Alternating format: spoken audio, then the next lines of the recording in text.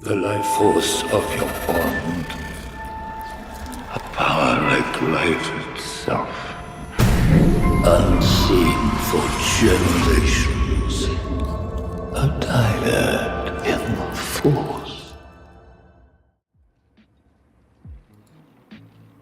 How's it going, everybody? Oh, that's not what I want to show everybody.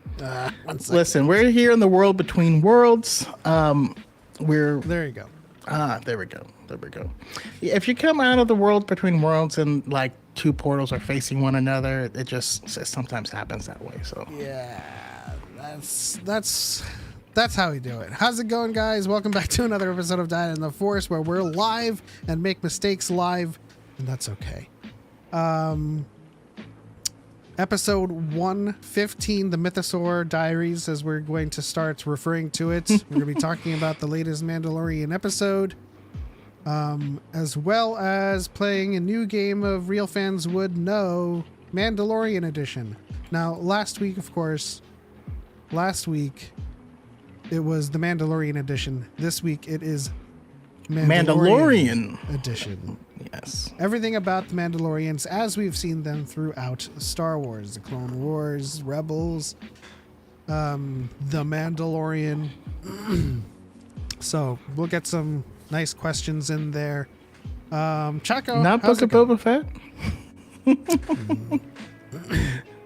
There was a Mandalorian in that show towards the end. Yeah.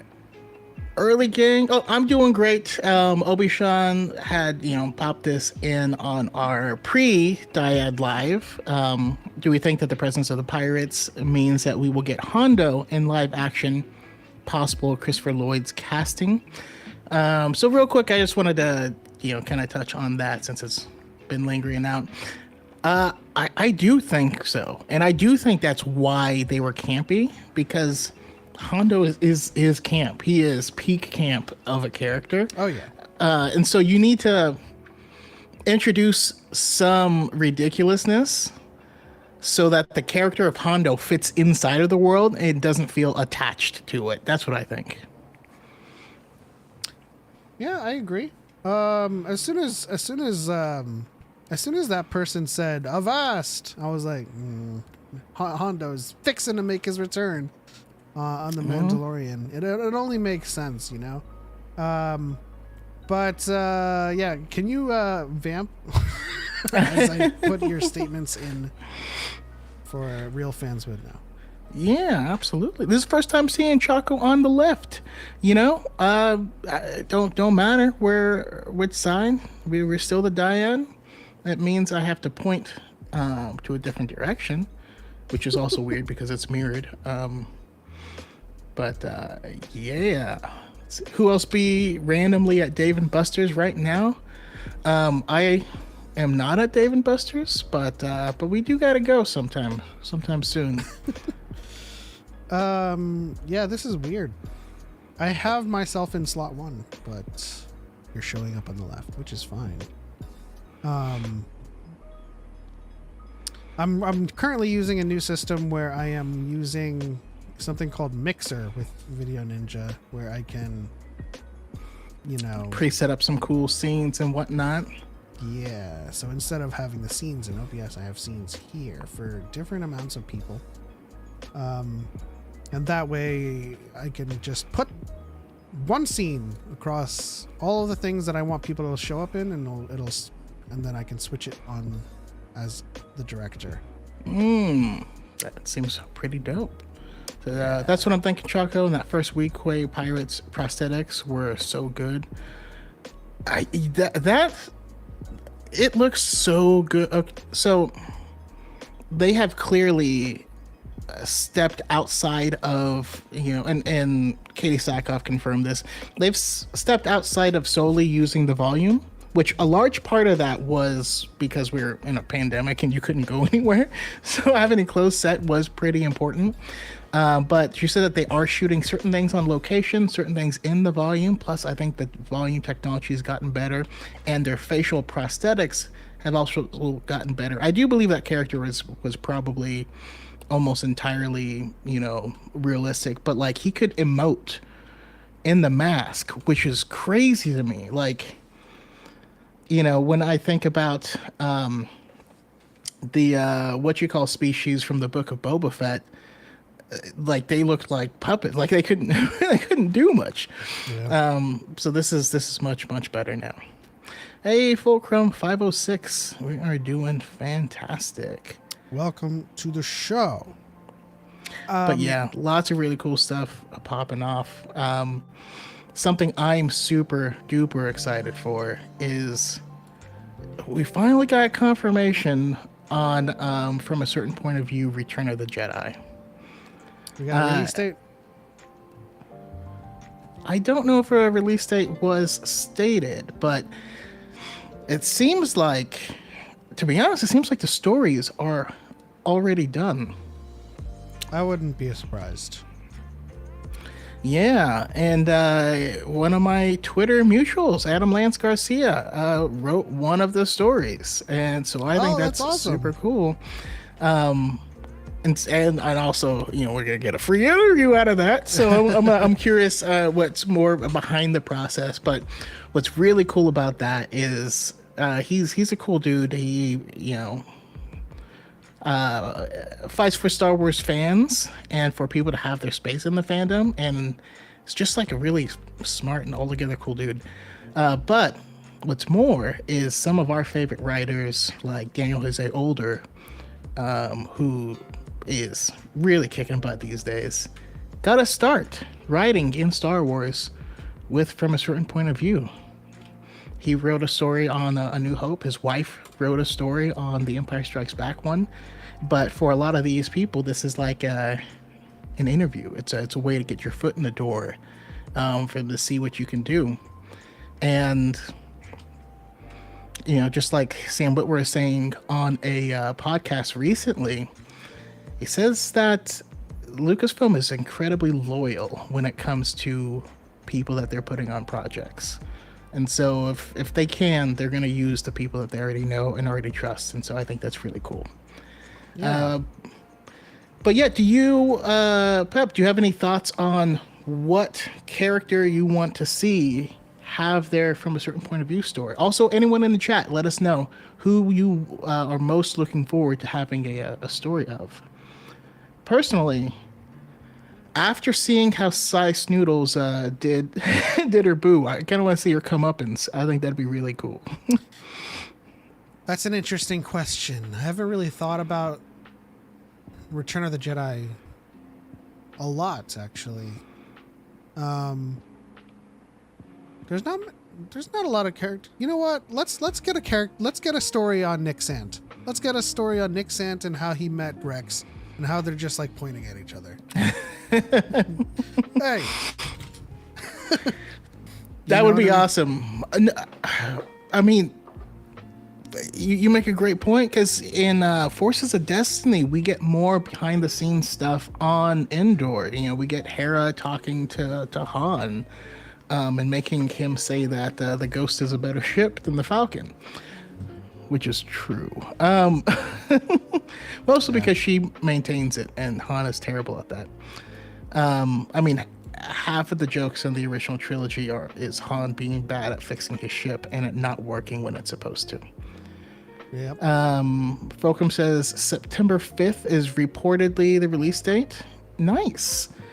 I did not see that, but I did not look super hard, so that is probably true.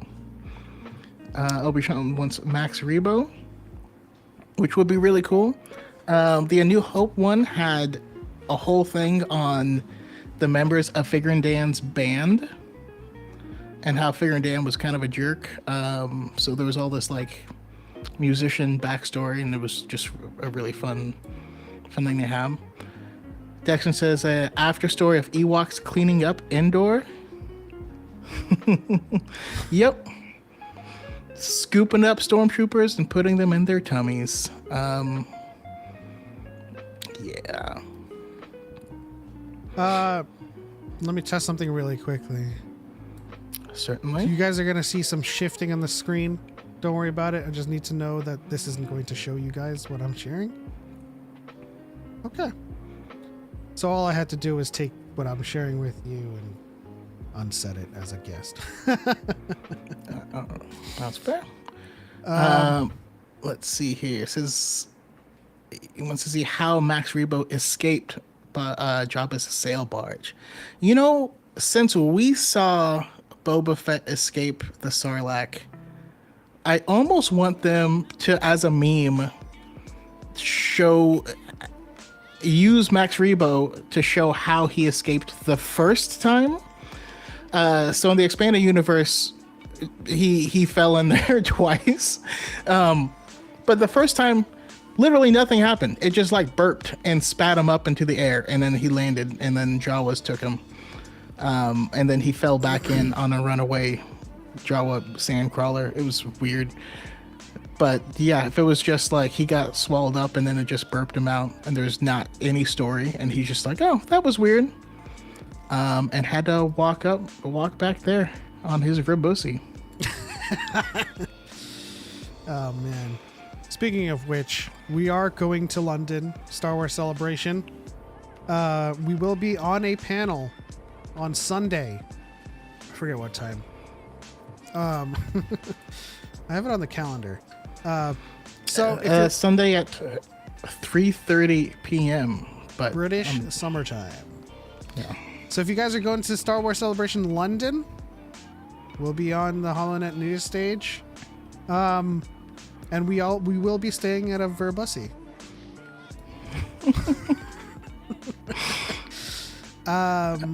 See, we could get a point of view of the Emperor's guards that get dismissed only to hear Vader and Palps died to a blonde boy. That would be weird. Like, they're the last people to see him alive. They know more about the Emperor than anyone probably should. All right, I'm gonna be honest. The story that I want the most, and we get the story a lot throughout all of the From a Certain Point of View books. Dagobah. I want a story before Luke returns of Yoda just going through his things, you know. or possibly afterwards, after he disappears. Because you know what stories are lacking? Stories from beyond, stories from the nether. Yeah, I mean, and I don't want them to like. I don't want them to like be sitting around chilling and talking to each other, but I would like some kind of like spiritual, ethereal, like mostly descriptive, mostly prose story about like what's happening. Just describing flowing streams of the Force and like Yoda going, oh. Well, I mean, in stories of Jedi and Sith, we do have that story of after Yoda disappears, he appears to Palpatine and like punks him. It's like, sup? He does the flinch test. Yeah.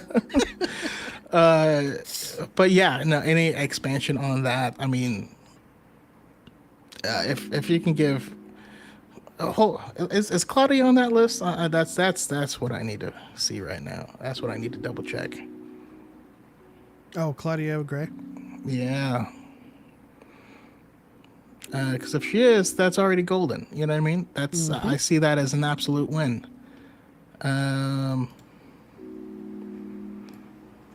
So let's see who we have here.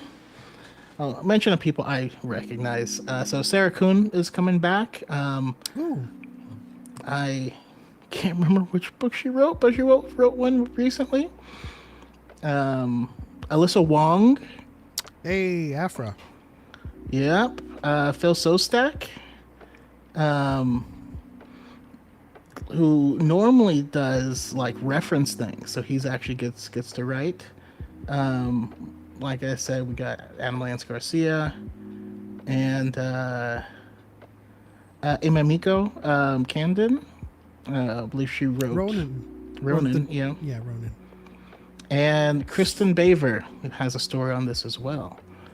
So she normally writes. Well, she more wrote referencing Skywalker, things. Skywalker family. The Family at War, yeah. And she hosts This Week in Star Wars. Yes. And Mike Chen. Mike Chen's coming back. Hey, and that was Brotherhood. Yes. Right on. Lots of great authors. Ooh, the Boffins. Two authors glaringly missing. Good. That's Brandon McKinney, the author, I think, and Pepito. That would be great in the future. I mean, that's like going to be my first question set to add. How do we do this? Let's see. Wicked's Quest sounds very cute.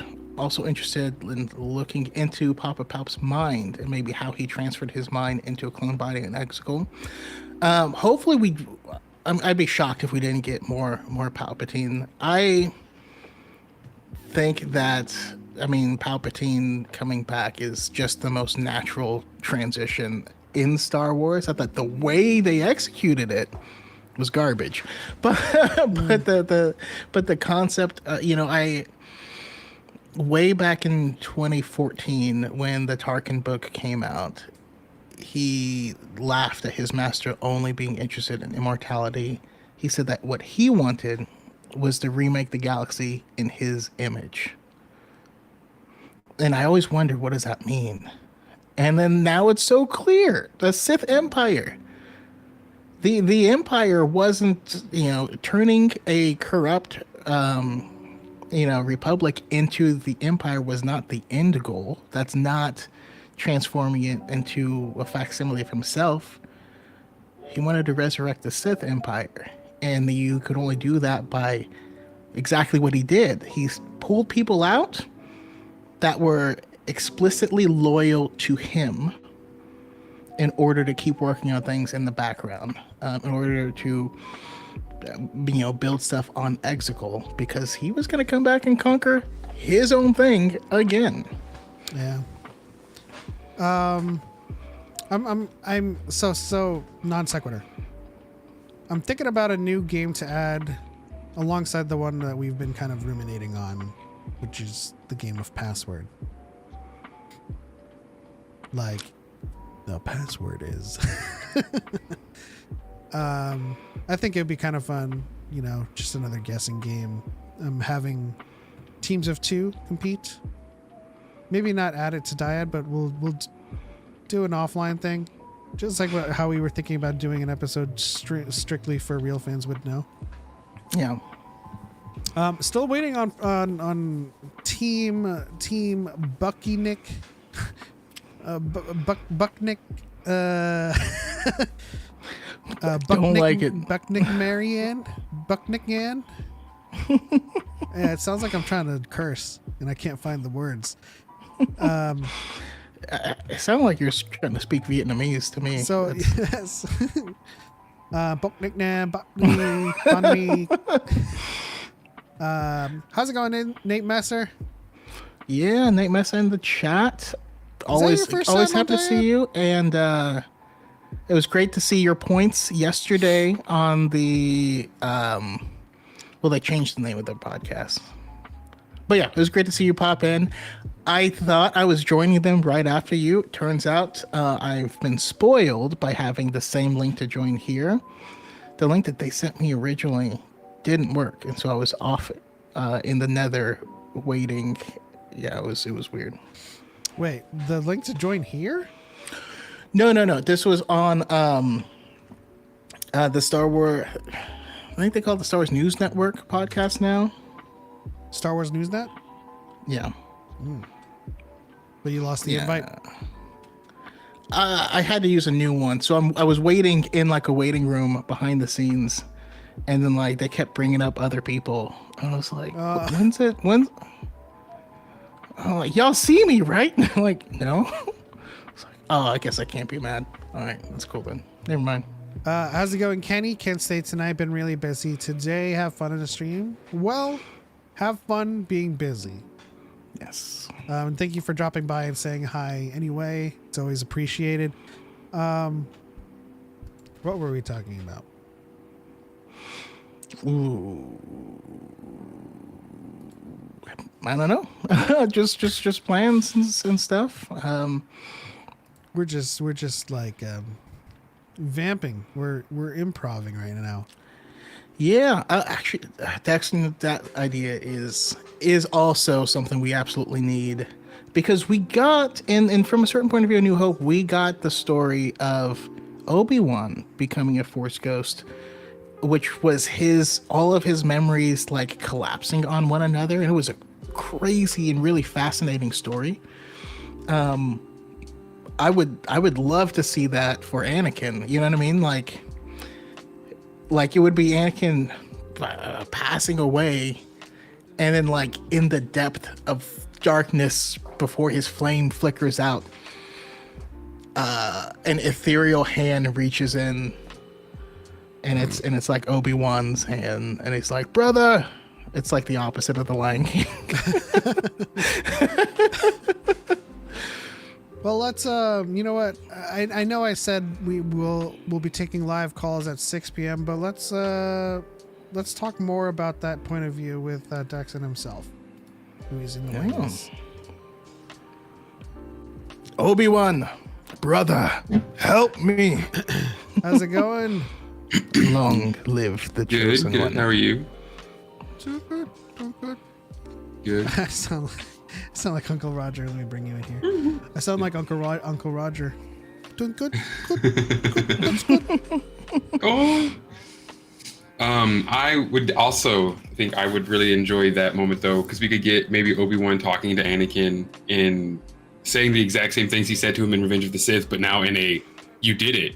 You actually, oh my gosh, like you brought balance. You were correct. We didn't fail. You did it. Yeah.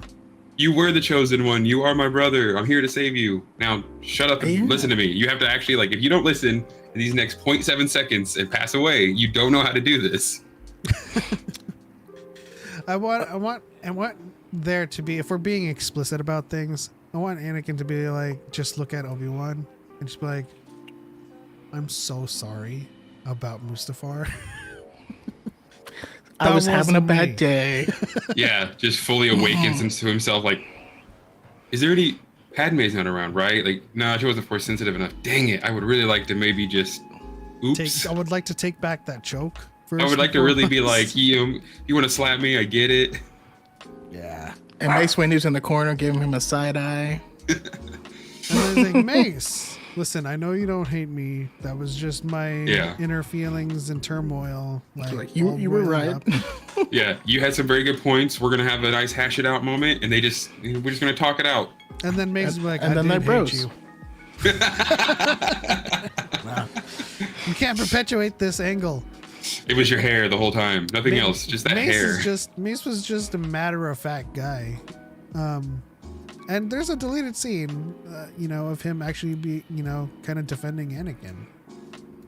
And I think that's basically who he is. He's kind of just real in the moment and just speaks his mind. And it's never really from a malicious standpoint. Like, I actually think that him calling Ahsoka a citizen wasn't a quip. It was a comeback. Because Ahsoka was like, are you helping as a citizen, as a Jedi? And she's like, as a citizen of the Republic. And he's like, well, this meeting is only for the Jedi Council, citizen. It was kind of ironic use because she called herself citizen first. I can see that. I can well, at the same time, I'm also picturing Mace Windu doing the Denzel Washington on Remember the Titans of like, who's your daddy? We get on this bus. Who's your daddy? Oh my gosh. or just him doing the Denzel Washington, which is basically him in almost all of his movies. Get your hands off of me. Which is weird because like I saw that in his interview with Jamie Foxx, and then I kind of did some searching and like he's got a lot of movies where he says that. There's a lot of people trying to put hands on Denzel, and he's like, "Get your hands off of me." I mean, have you seen him? As well, they should be. Yeah, lots of people trying to get their hands on him. Right. Hey, since we have a guest, why don't we do our little our pseudo icebreaker game? The Who Am I? Ooh, So I'm gonna give you, Daxon, some time to think about somebody, and Choco, I'm gonna give you some time to think about somebody while I say all of these words and sentences while I think about somebody. Looking at the chat. Mace Windu, side eye, okay. Dyad in the Force on Saturdays at 5 p.m. Pacific. Okay. I think I may have someone in a few moments. And by all means, if any of you think of someone before... Well, I'm trying to think of how deep I want to go with it. That's what I was going to like. How far back am I about to try and pull someone out of? But yeah, let's go for it. Let's go for it.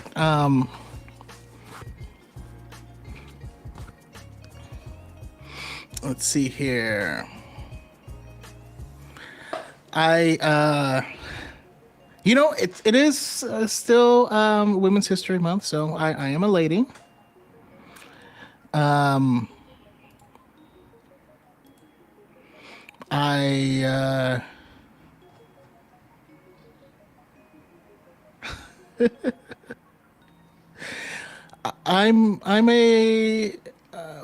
a boss ass bitch for sure. Jesus. That's narrowed That it could down apply significantly. to a lot of people.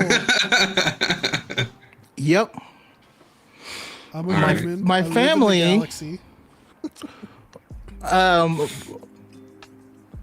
My family is very powerful. Mm-hmm. And we'll say this. I'm not really a good person. My Family is very powerful. I'm not really. I feel like there's this one's going deep. This one's going deep. You know, I see Young in the chat saying some names. I went to the comics with this one. Okay. Yeah, I was about to say Bo almost, but yeah, then all right. Bo would be like the obvious choice, but that's almost family and it's all. almost like too easy. Right. Yeah, sorry, Young. But to answer your question, is she human? Or she Yes. dancer. Is she human? Okay, can you restate the statements? She's a lady. Female. Lady? Can you Boss do ass something? bitch. Can you do something other than boss ass bitch? A lady boss, powerful lady. Her Proxima. comes from a very powerful family, Lady Proxima. and she's not a good person. That is a great guess, but no, I'm not doing Lady Proxima. Very powerful family. Very rich. And will I probably said only be known through. powerful, but Yeah, she's yeah. very rich. Definitely then and comics. I'm trying to think comics. Comics, yes, specifically because I know you read the And- comics. That's why. I and went you with said it. family, so that means she has one. So there's a few other people I've already got rid of that list. Then Yeah. orphans are pretty common, so that kind of narrows it down a touch. Obi-Wan says Mother Talzin, and I'm not Mother Talzin. Man, Has she rode with Han Solo? No, I don't believe the two have ever met. Okay. and she's not a good person in the eyes of whom? Logic, reason, humans. Commander Zara. Ooh, I'm not Commander Zara, but you can always help narrow it down by isolating time periods, comic runs. Okay, what's the comic run? You have to guess. Yeah, come on. Coming. What is are we the answer? dealing? Oh damn Is it! I this- didn't think he'd ask. Yeah. Are we dealing with High Republic? No. Okay, not that far back. Star Wars 2020.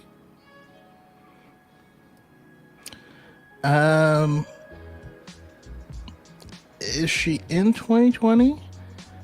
I don't believe so.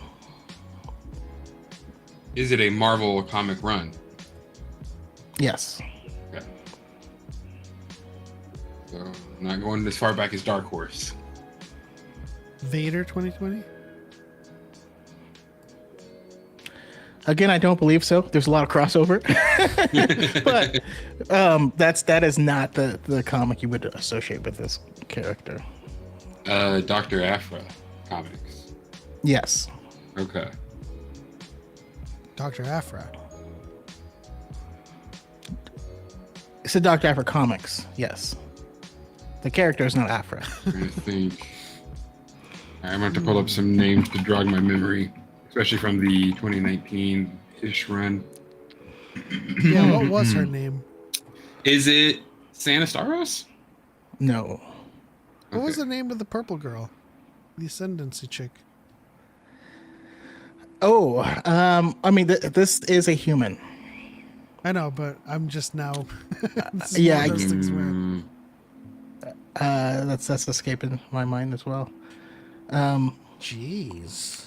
All right, maybe this one was a little too hard. Well, I gotta say, by the way, Sanastaros comic was awesome.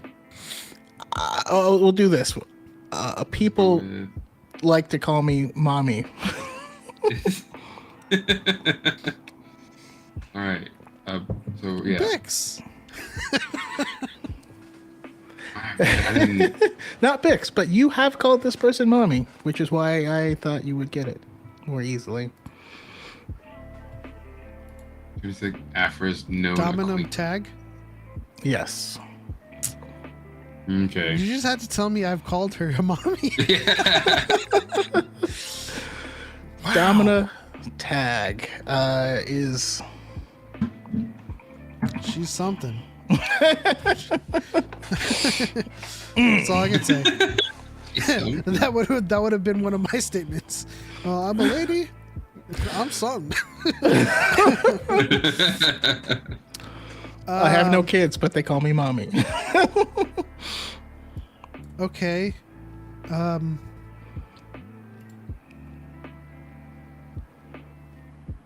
Wow. I'm still thinking of my statements for this person. But I do have a person in mind. Yeah, that's kind of the hard. Like, I'll think of a person, but then I'll think of like, what is another person who I can make my statements so that they apply to more than one person, lead them off the scent. Wow.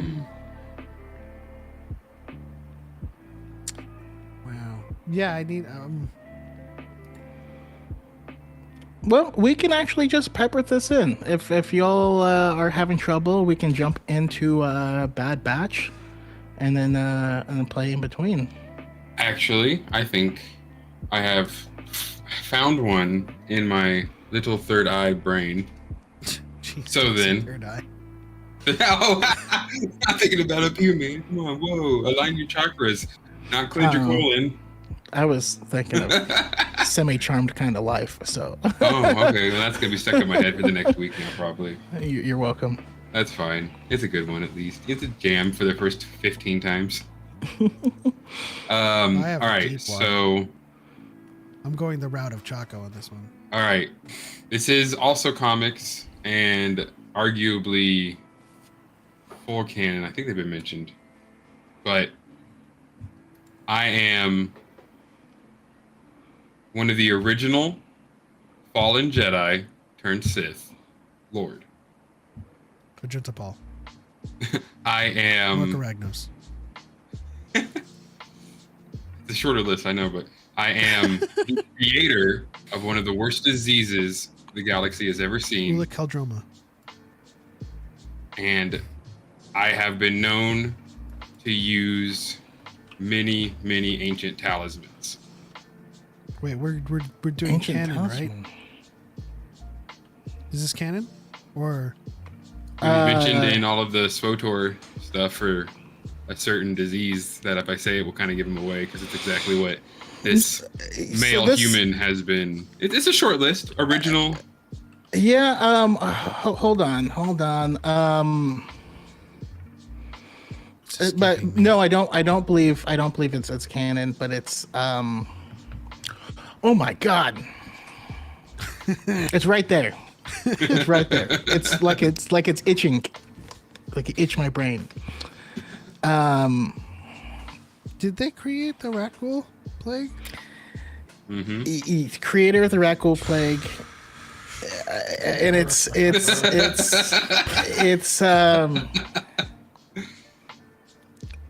Muir. Yeah. Yep. MERR. Mir. Wow. That's a deep one. Whew. That was good. That was pretty good. Got my mind thinking on a lot of different Sith Lords. Right. It's not one of the not one of the super obvious ancient ones. Because I'm the only one that's really re-mentioned is Jojan with Legacy, but that's also not really canon. So. Oh, I would have never gotten that. It's just that whenever I start thinking of Sith Lords, I start thinking of Boris. Yeah. And he's just like, that gift that we made. I almost went Naga Sadel, but then I was like, the only like few things you can talk about with him are like collapsing suns, and then it's like, oh, that's a very niche if you haven't read this 3 comic series. Fun fact: they actually named it after Shadow, so it's Naga Sado. Right? It's a fun fact. I have a couple of new emotes for to make for this chat, by the way, of Choco. Some pretty priceless reaction Very nice. freezes. Okay, so my character, I'm gonna make it easy on you guys, but this one's pretty tough. I am also in the Afro comics. I've worked with and against Afra. And I've also worked for the very powerful Tag family.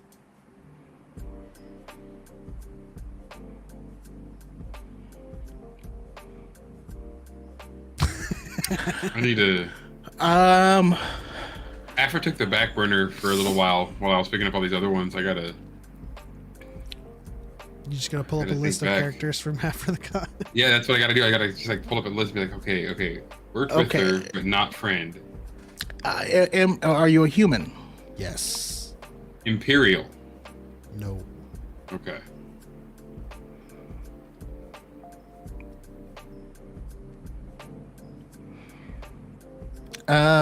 Were you in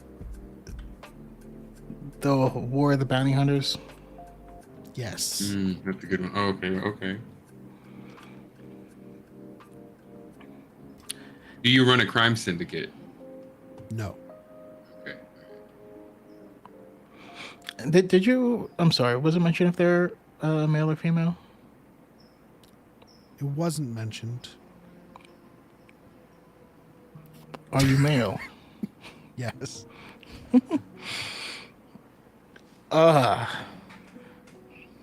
Worked with her and fought against her.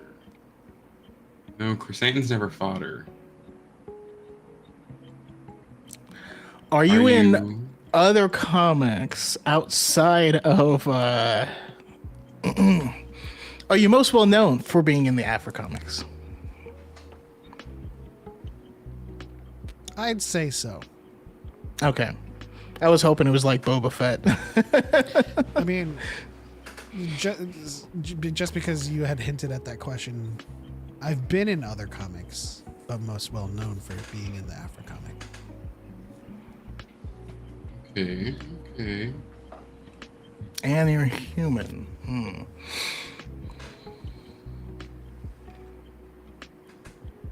Worked with and against.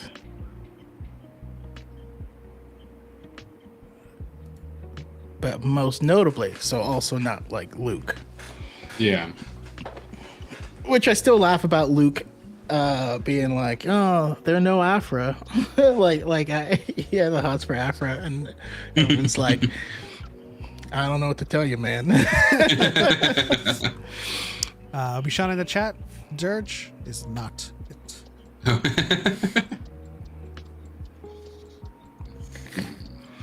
Are you an assassin?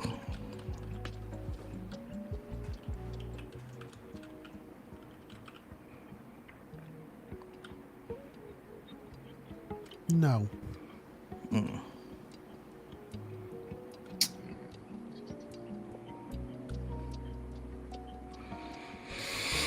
Okay, let's say Dita Yao. No. That was a random one I just wanted to pull out because I saw her name. I was like, I'm trying to remember names. I'm just not that great with remembering the Dr. Afro ones for some reason. Not at least the names. I need to go back and reread it now just out of my shame. God, why can't I remember the name? I can never remember this character's name. I just searched up Diaper Head Guy. No, it's not Dengar. Dengar. Yes. I just refer to him as Diaper Head that I have for so long that I can't ever remember his name. Okay. All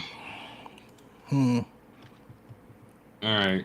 I don't know. If Yeah, I'm gonna be I don't able to think do this one. I- I'm just not good with Afro for some reason lately. Yeah, I'll ask the more clarifying questions. So, I feel have like you been with Afro through like all of her run, or do you come in at a later standpoint? Later standpoint. Okay.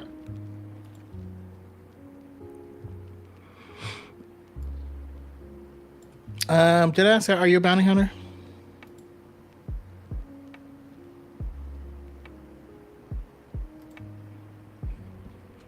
Can be considered one.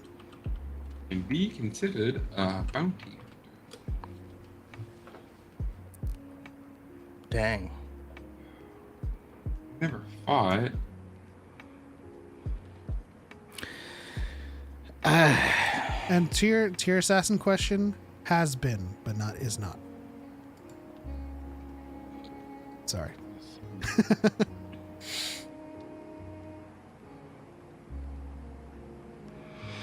I think you already said the male, so. Yeah, I mean, there was like, I mean, my mind went to the guys, right? There was two guys that were a little team, and Afra and Sana were a team. I just don't remember those guys' names. So, and I don't know how to get it. Yeah. You know I'm what I mean? I'm just like, I'm poking through like issue 20. Let's see, issue 20. What happened? Let me read this quick little summary. And I've actually been like aiming towards these guys for a while, ever since I asked if they were part of the War of the Bounty Hunters arc, but I guess I can't remember their names. All right, you're It's on the not right. the You're circus. on the right track. So I'll give you the other guy's name. O'Reilly U.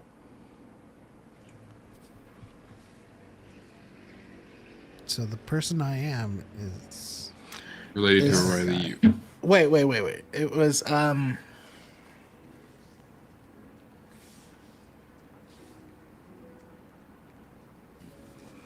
Is his name Lucky? yes. I have blank. Okay. Whew, God, that was difficult. His name is Just Lucky. Oh, okay. It was a deep one. But I'm happy to know you were It's- kind of like orbiting those two guys. Also, I say O'Reilly U because I don't want to say Ariel.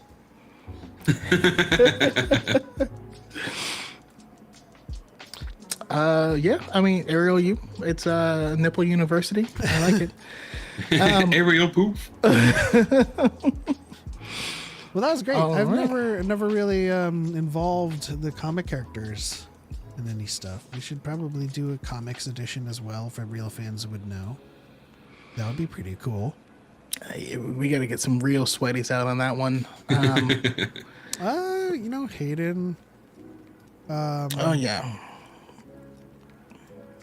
Who's the other dominant tag simp? Everyone who's ever seen Dominant Tag. Olivia Amidala. Oh yes. Yes. Sage reads the comics too. Yeah. I gotta gather a list of people who read the comics. I know Texan doesn't. Just kidding. I'm not good with the Afro ones. No, I just started collecting them, but I haven't really read through them all yet because I didn't want to like spoil it for me. I don't want to read issue 16 when I haven't read through 8 yet. I know those feelings. Mir Kilish asks, how did Maul retain the Darksaber after the siege of Mandalore? Yeah. So I mean, when Maul took over, Bo-Katan turned on him instantly, right? She said, "An outsider will never rule Mandalore," and that's kind of the point. Maul doesn't care about any customs or anything like that. So any customs regarding the Darksaber, Maul doesn't care. Yeah. Like kind of the same way Moff Gideon.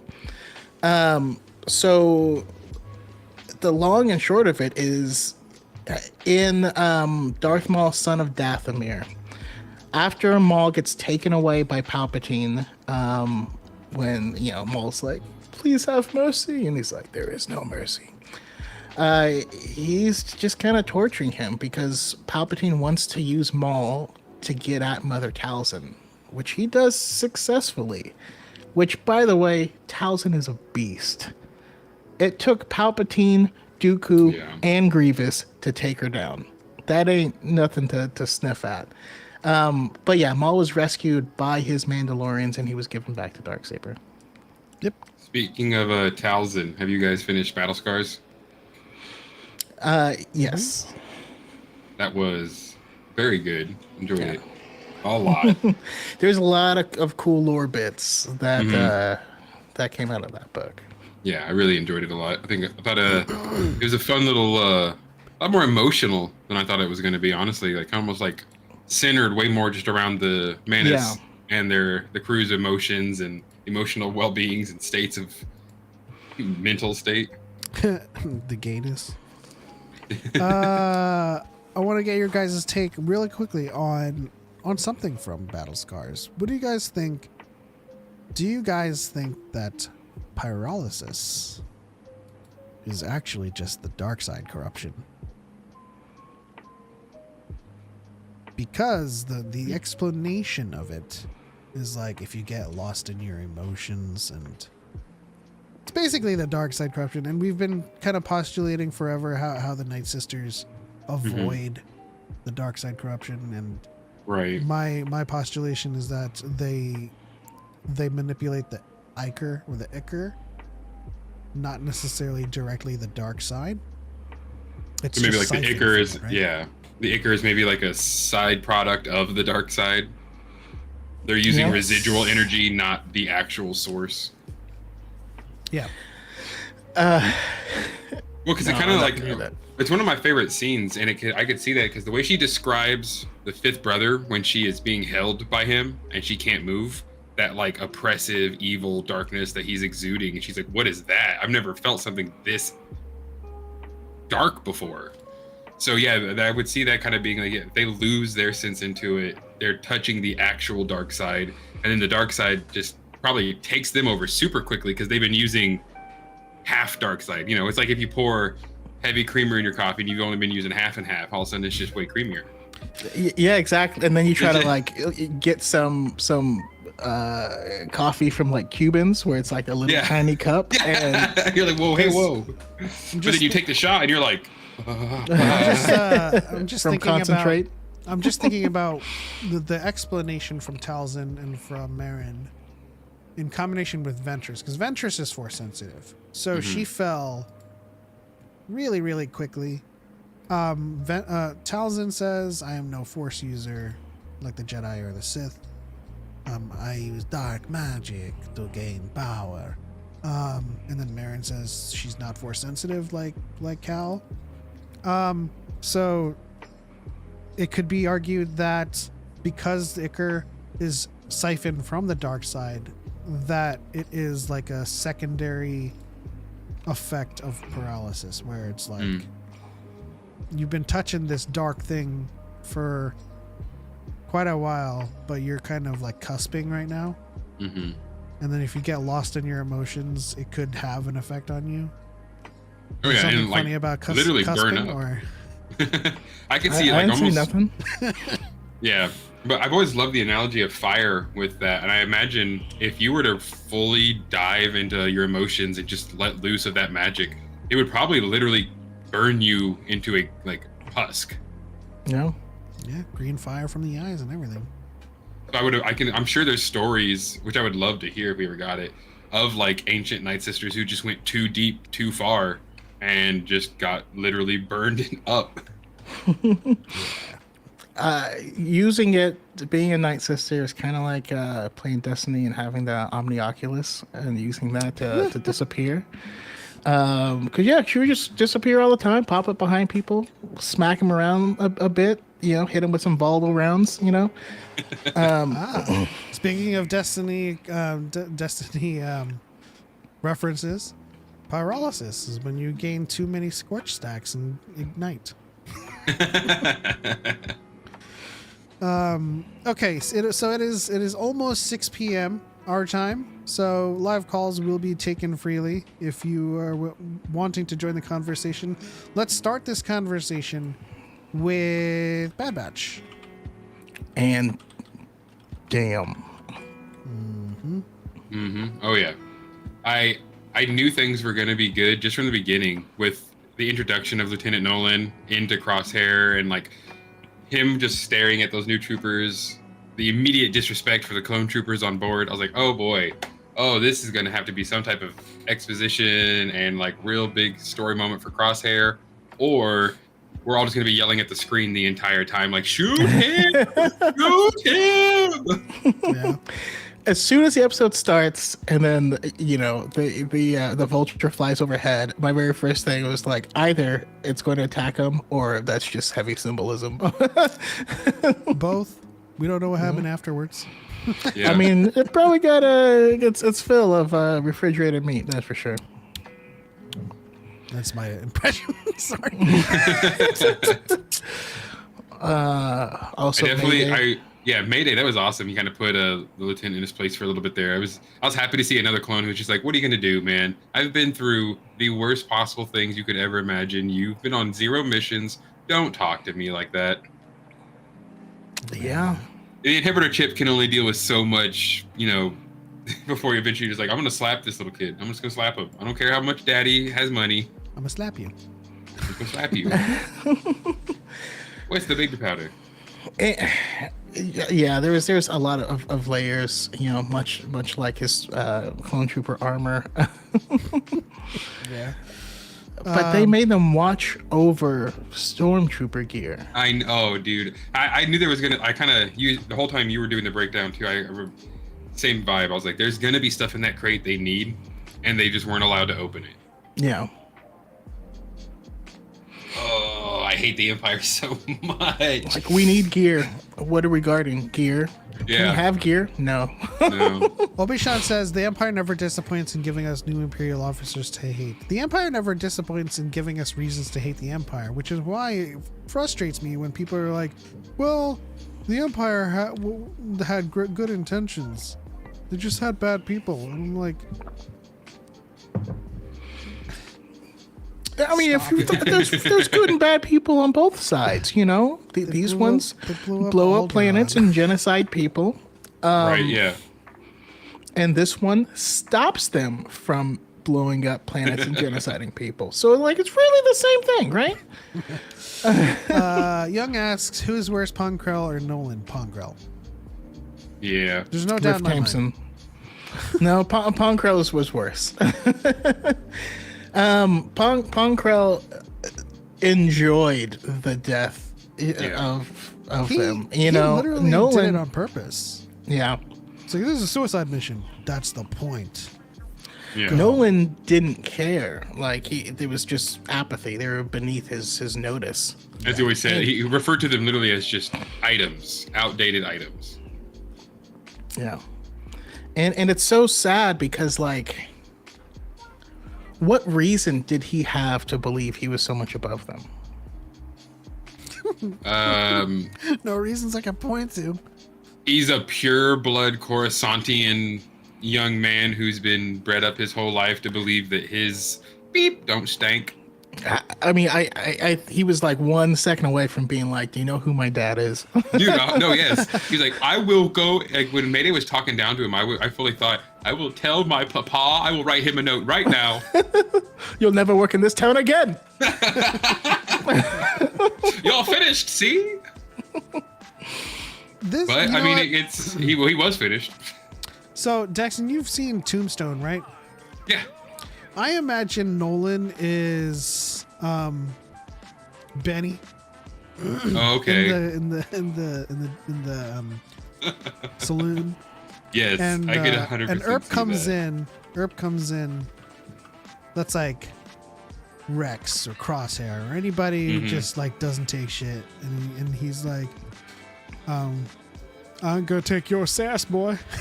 And he's like, just what you? I told you to throw down, boy. I told you to throw down. And then like he comes back with a shotgun, trying to kill him.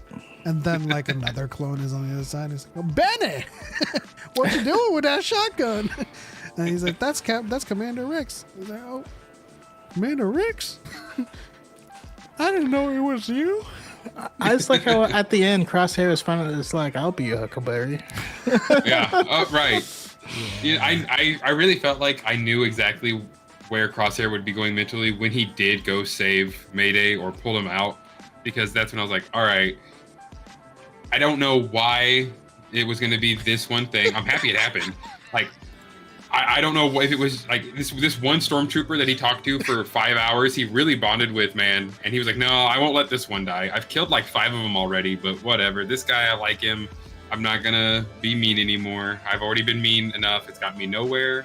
But this guy, I'm done." And then drags him all the way back. I can't imagine how cold his face. He didn't have his helmet. Gave it to Mayday because he knew he was suffering. He's just like showing all this compassion. I have this perfect 1-to-1 with Tombstone now in terms of this movie, where Nolan comes into the poker tables and he's like,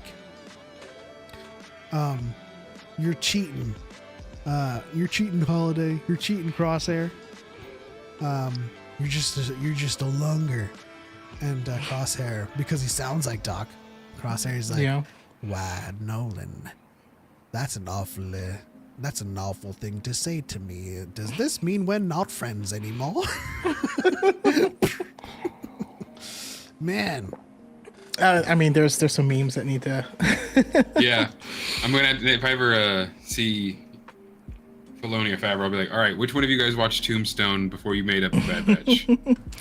I mean, this is not uncommon, right? Zillow Beast Yeah. was because of Filoni's love of Godzilla. Zillow Beast, Godzilla, like they didn't even try.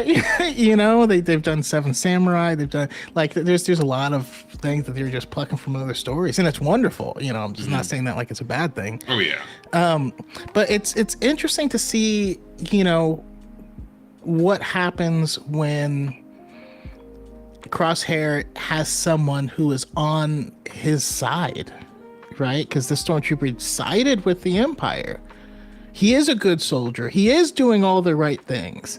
And doing all of the right things for these people is still going to end with their deaths. Yeah. You know, and so I mean it's finally wanting at least agency. It's figuring out that I feel like I always quote this, but like Benny says in The Mummy, you know, it's he says it's better to be at the right hand of the devil than in his path, and that may be true in the short term, but eventually it's not. You're in the hot seat.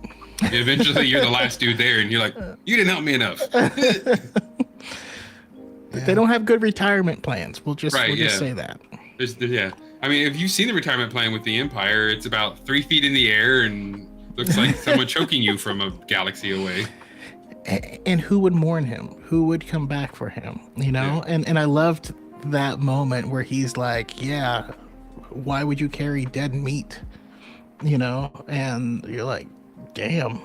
Because what if that guy wasn't even dead when they left him? And they, you know, it's deep. It is. Obi-Wan says in the chat, "Let's not forget Cad Bane versus Cobb Vanth showdown." Oh yeah, that reminded me more of almost Good, the Bad, and the Ugly. Yeah.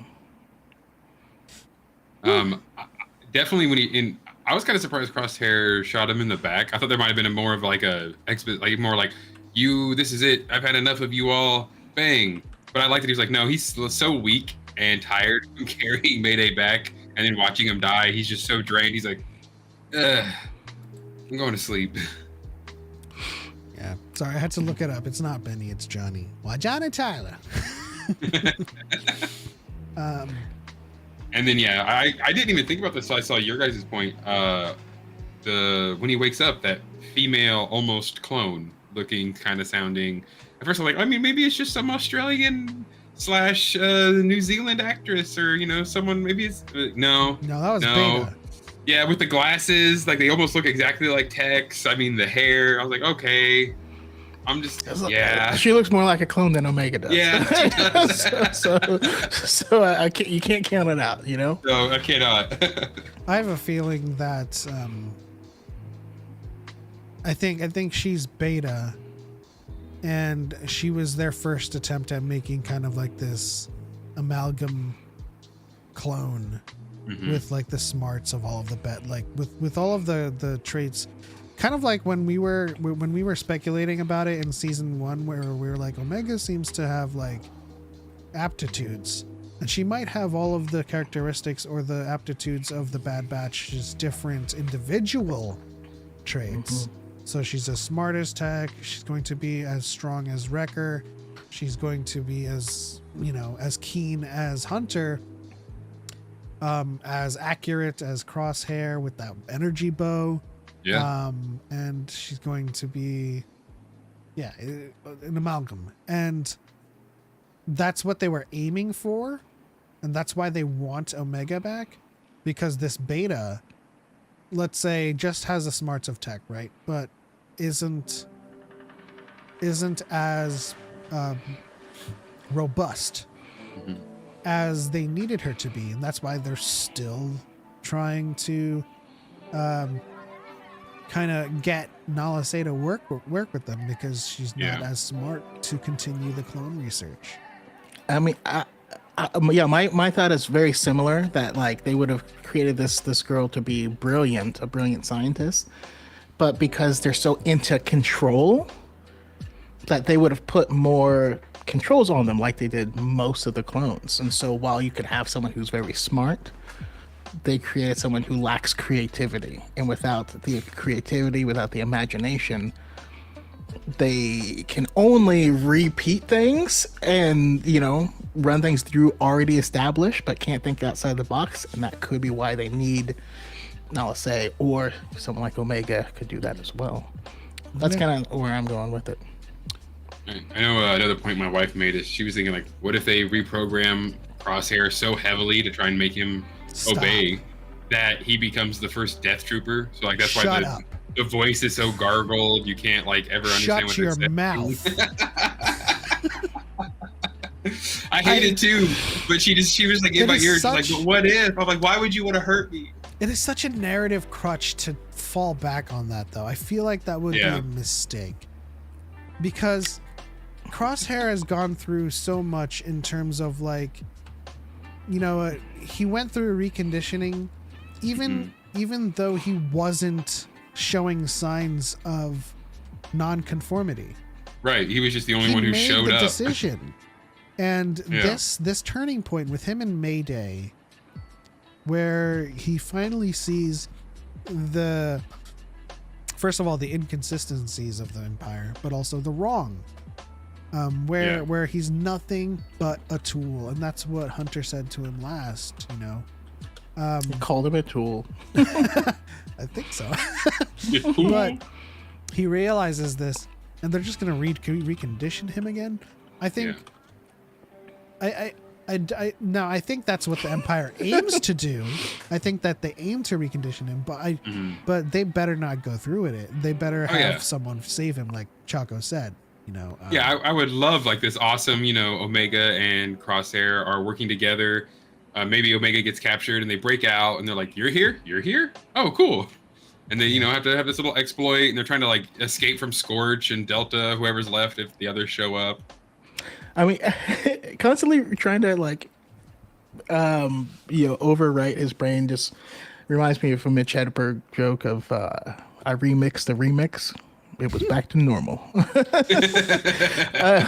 Cross is gonna be okay. This is why I love you, Young. What if we need what more if it's worse? Crosshair sympathizers.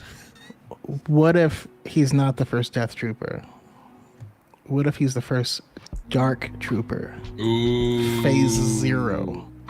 Yeah, they use his like skills and like kind of like map his brain into a droid. You're dumb. Full like Echo was only half. What if we could do more than Echo? I mean, the first Dark Troopers were like 80%. I'm just saying.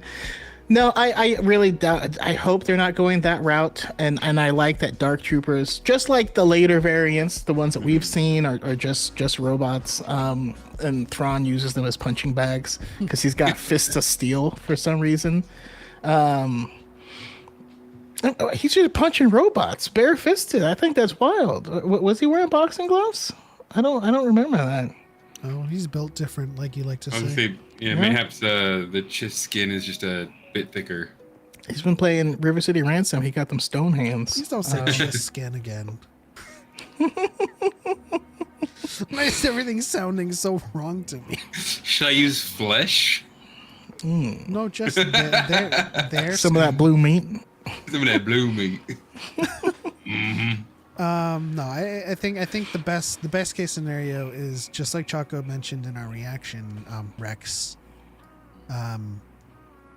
Gregor, and Echo are laying down some heavy work on Mount Tantus. Yep. And Echo doesn't make it. Now, Young, Ooh. you say that in your speculation, him and Omega are going to break out and he's going to sacrifice himself. But I think Crosshair has a lot of atoning to do, and we keep on falling into this trap with Star Wars again with like die to redeem yourself. Mm-hmm. And I really think that Crosshair needs to kind of work to earn the forgiveness of the Bad Batch. And so I think Echo, since he's not around later with Rex, Echo might sacrifice himself or just not make it. Listen, if I'm writing the story, it ends with Hunter dying. Because Hunter is their leader, right? He is the most capable as like a father figure. How's Danielle doing? And and if you want to continue to tell stories and keep the conflict, keep it interesting, I think Hunter dies. I think Hunter sacrifices himself to save Crosshair. And Crosshair makes it and rejoins the team. And now they're the kind of this fractured family. And Omega kind of becomes their de facto leader because she is actually the best suited for it at this point in time to take over for Hunter. Man, let's try. If I'm writing, that's what I'm doing, because if they have to put stuff together without Hunter, there's going to be a lot of conflict, and they're going to have to really pull together. And I think it would be so poetic to have Hunter sacrifice himself to get. I have to be the voice of out. Young here. Shut your mouth. She's about to die over there. No, imagine this, Young. They're gonna hold him down, and they're gonna shave his luscious hair off first, and then they're gonna slap him around a little just to rough him up. Don't make me think about Last Samurai. Yeah. Oh, full POW Cutting treatment. off his mage. Yeah. Jesus Christ. Just grabs his hair and then they just throw him in a cell, and he's all there withering away. And then he's like lonely. sitting there and like, he's like, Hunter, are you okay? He's like, I'm not Hunter anymore. Yeah. I'm bald.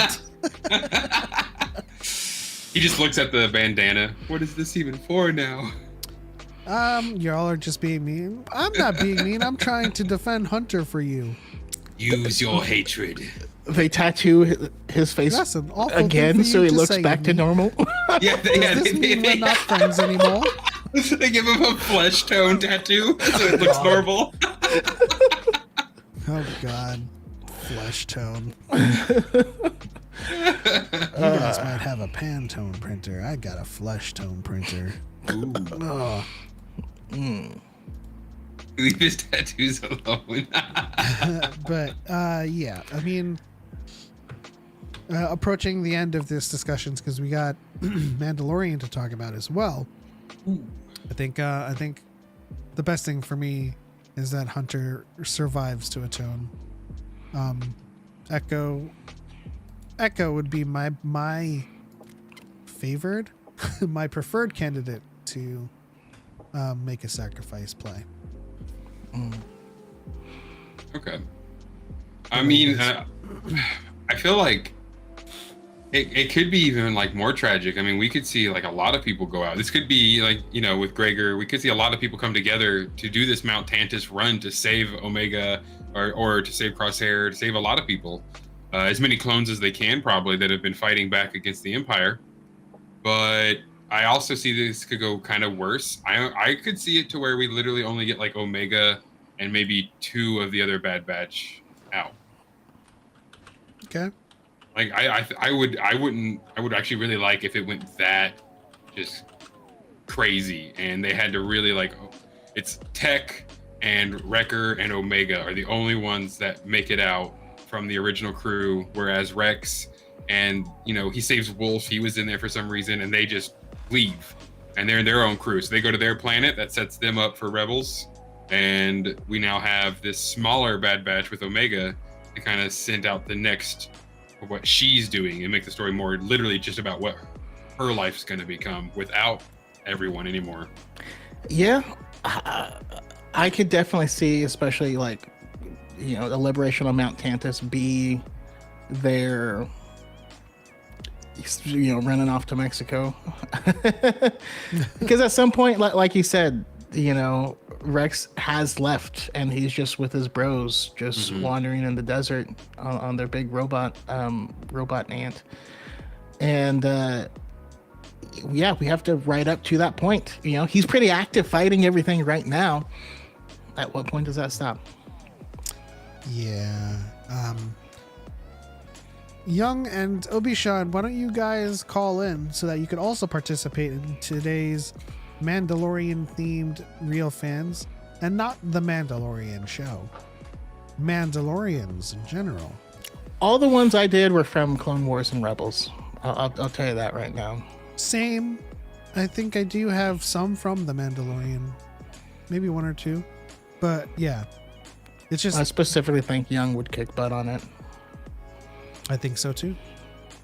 But yeah, we are going to start talking about the Mandalorian too. So if you guys want to call in and join the discussion, you're more than welcome to. So let's talk about this now. The Mandalorian. This is how I want the show to go from now on. Boy, howdy, did I not, like, I just didn't sleep. I was like, what is sleep? It's 2 a.m. and I have to be up in 3 hours, but I think I have enough energy for another 12. Energy as large as a mythosaur tusk. Right. Oh, man. That was the biggest question, though, that came out, the two biggest, I should say, is, well, one was more of a statement / question is, how do they live underwater? And that's really cool. I like that little bit of new lore kind of bit. And two, which Mandalore is Mandalore the Great? All right, who is he replacing? Not the Preserver, because we hate cantankerous Ordo. I don't know, because I think we said this in our pre-show. We don't have a canon Mandalore at all. So the canon Mandalore the Great could be Legends Ultimate Preserver, the first Conqueror, Mandalore. Yeah, right. We don't know. Could be Tar. Yeah. What is it? Ammonites? Those creatures. Those creatures. Yeah. Alamites. Yeah, that was kind of my first thing. I was like, oh, I knew they weren't going to be Tong. I knew they weren't going to give us something as crazy as that, but it might be their cool name for them. Yeah. Like if they're like living in the subterranean, and they're just like indigenous. Think about how the Tong came to Mandalore from Notron. Right. They would inhabit, but like I guess it's a side effect of subterranean living. But if they were the Tong were human physiologically. Well, except for like their face looked pretty. Yeah, but they didn't really look like that. I mean, we've. The EU was a hell of a drug. You know what I mean? Yeah. Like the original Night Sisters were also just humans, and then they were something else. There were a lot more wrinkles. Now, yes, exactly. So like it's those things pop around quite a bit. So yeah, I mean, we can do all sorts of things. As far as the mythosaur, how it holds its breath, it might just hold it. You know what I mean? Like, we're being amphibious. I mean, we got whales, right? Whales hold their breath when they're underwater. Yeah, they hold their breath for like an hour and a half and have to surface like every hour and a half. You know, Yeah. What if? My thought is there has to be an underground ocean on the planet, Which is going to and have a lot of life. It's going to have a lot of teeming. life. And it's and kind of like on Endgame, where after there was no people around, they found whales in like the Hudson River. I think the same thing. When after there's destruction, the Mandalorian people aren't constantly mining stuff out of there. They probably started to spread back out and go back to places where you would no longer find them. Yeah. 1 second. Yeah. I really think though with the Mythosaur 2 is I enjoy the lore we got, of course, how Mandalore the Great tamed them, because it was kind of the original was that they would kill them and hunt them to almost extinction, and that's why they came off the planet. But I like the idea more they were tamed and they're maybe a bit more rare. They're not like they weren't covering all of Mandalore when they first arrived on that planet, or when the Mandalorians were a younger species, race, populace, whatever you want to call another human thing. I mean, you know what?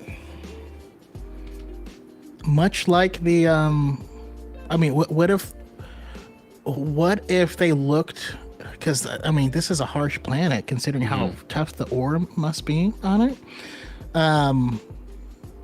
What if the Children of the Watch, this is how they formed their belief system to begin with, is by observing the Mythosaur.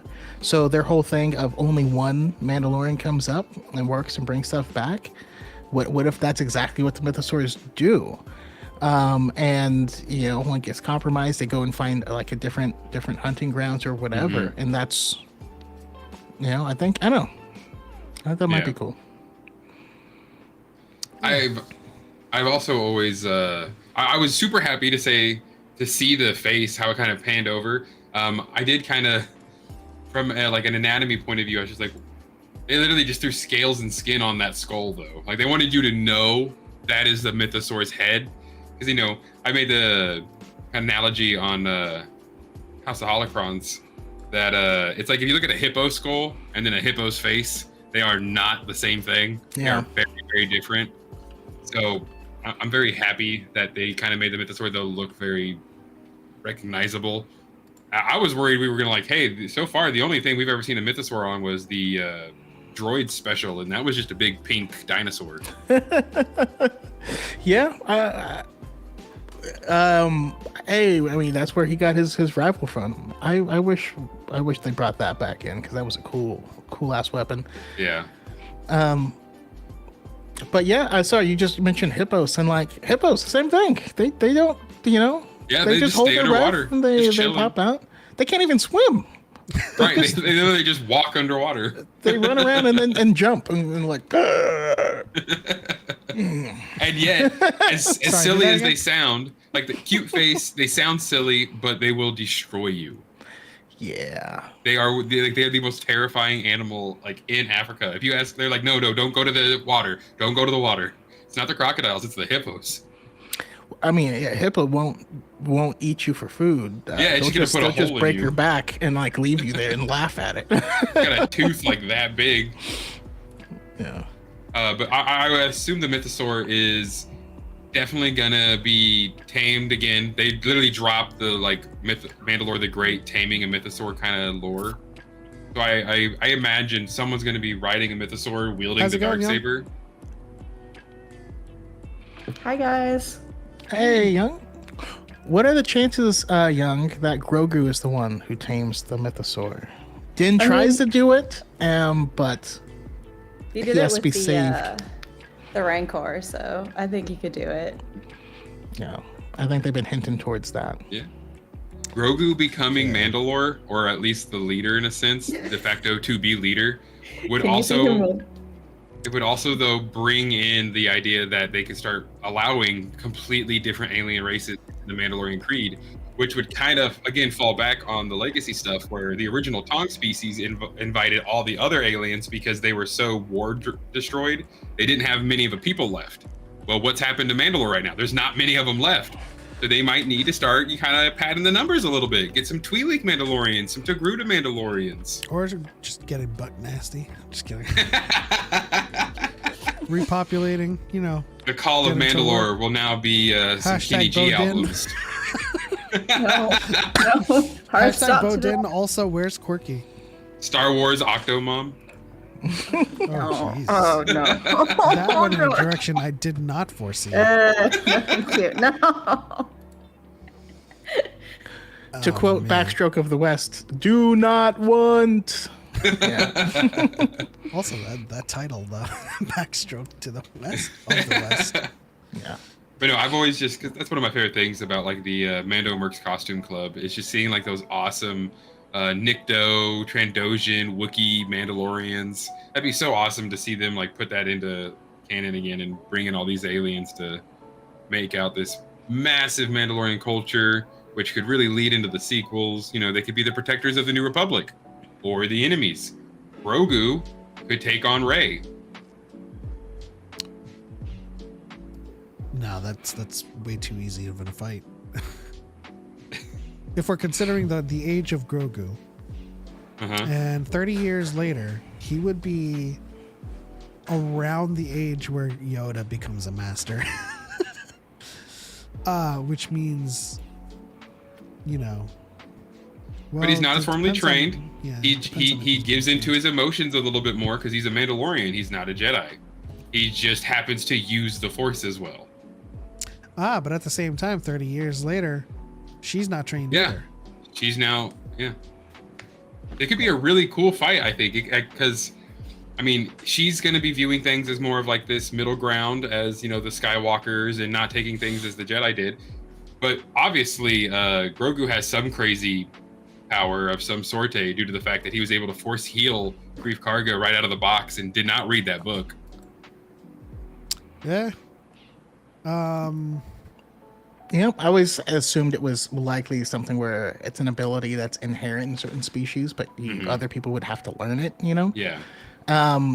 But yeah, we could go all kinds of different. What if we end up finding out that that species was the original Mandalorians? You know what I mean? Like, if we go back super far, I know that's throwing something crazy out there, but more than that, though, what I would love, at least for where we're headed, is that they kind of are in their own little part of the universe, right? The Mandalorian system, it's thousands of worlds, what if Super Chat at $2 random drop. Do we think there will be a Vishla versus in part 2? First of all, I love how it said Vishla.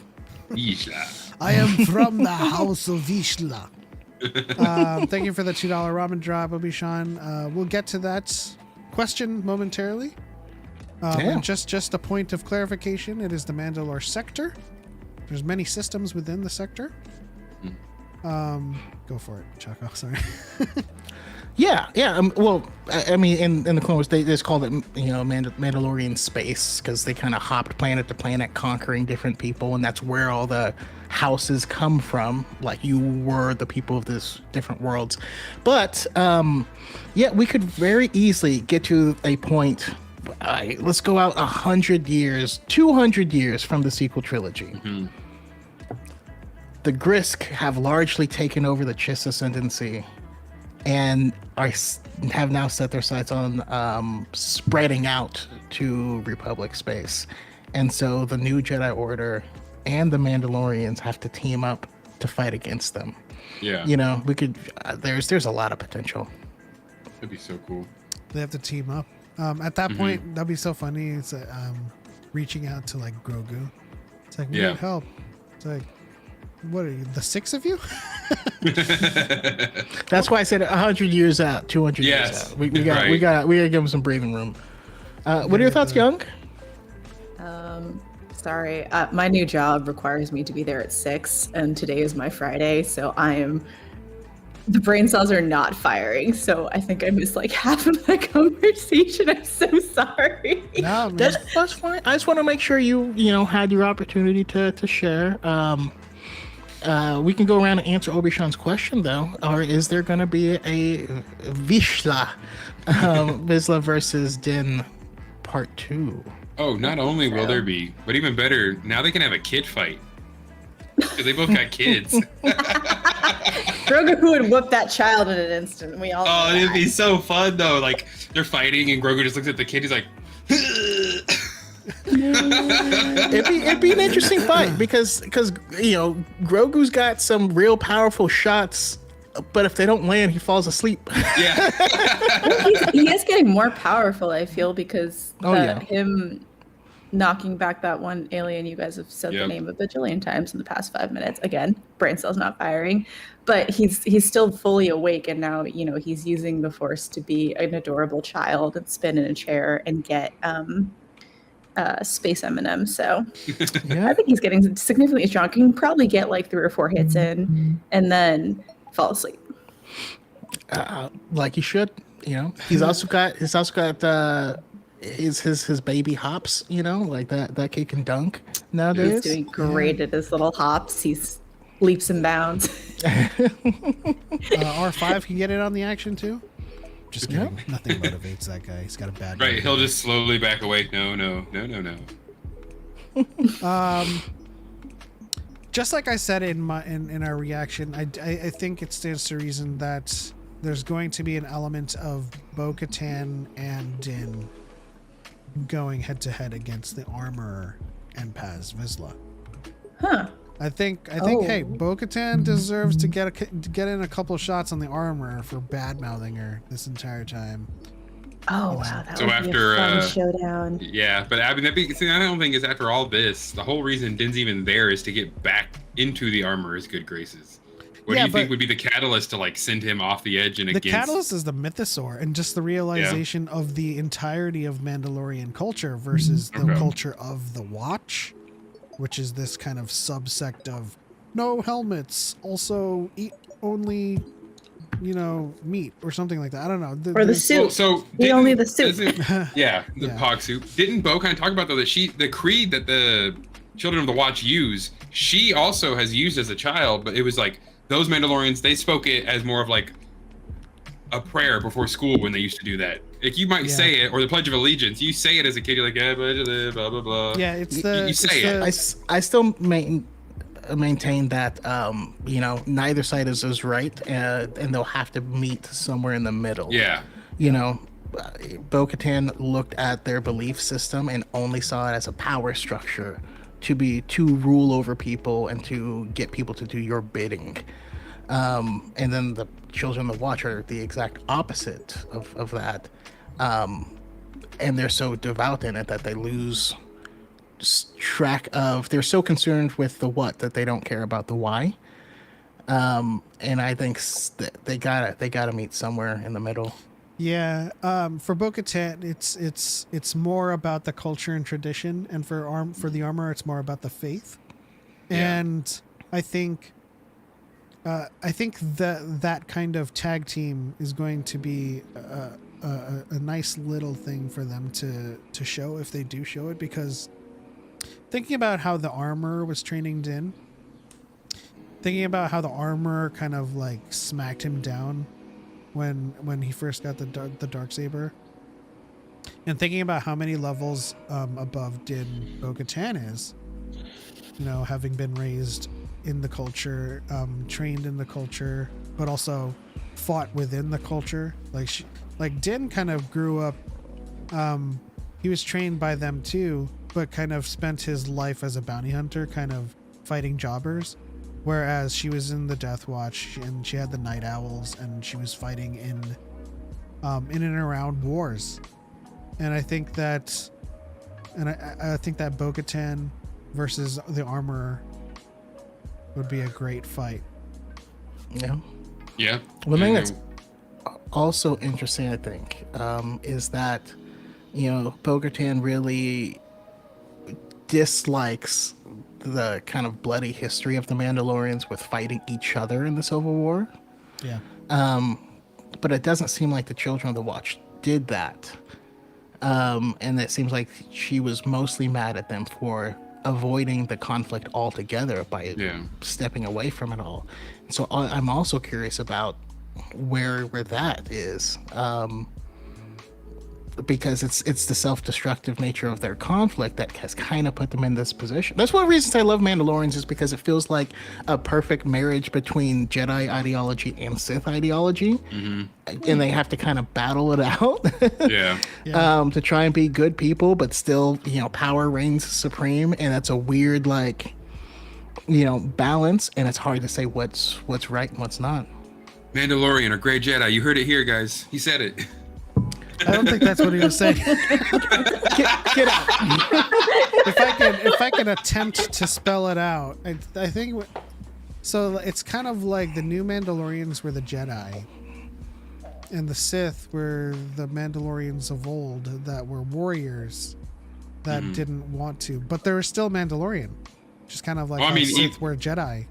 Even in the Clone Wars, you look at the good Mandalorians were blue and Death Watch, or the Mandalorians were red and black. Hey, look at that! It's it's poetry. It rhymes. Mandalorians. I wouldn't say Death Watch was the good Mandalorian, but I get where you're going. I would say Mandalorians. Mandalorian. Mandalorian. All I know is I'm in agreement with Choco that they need to unite in some kind of happy medium. But there is a conflict that's going to be the catalyst for that.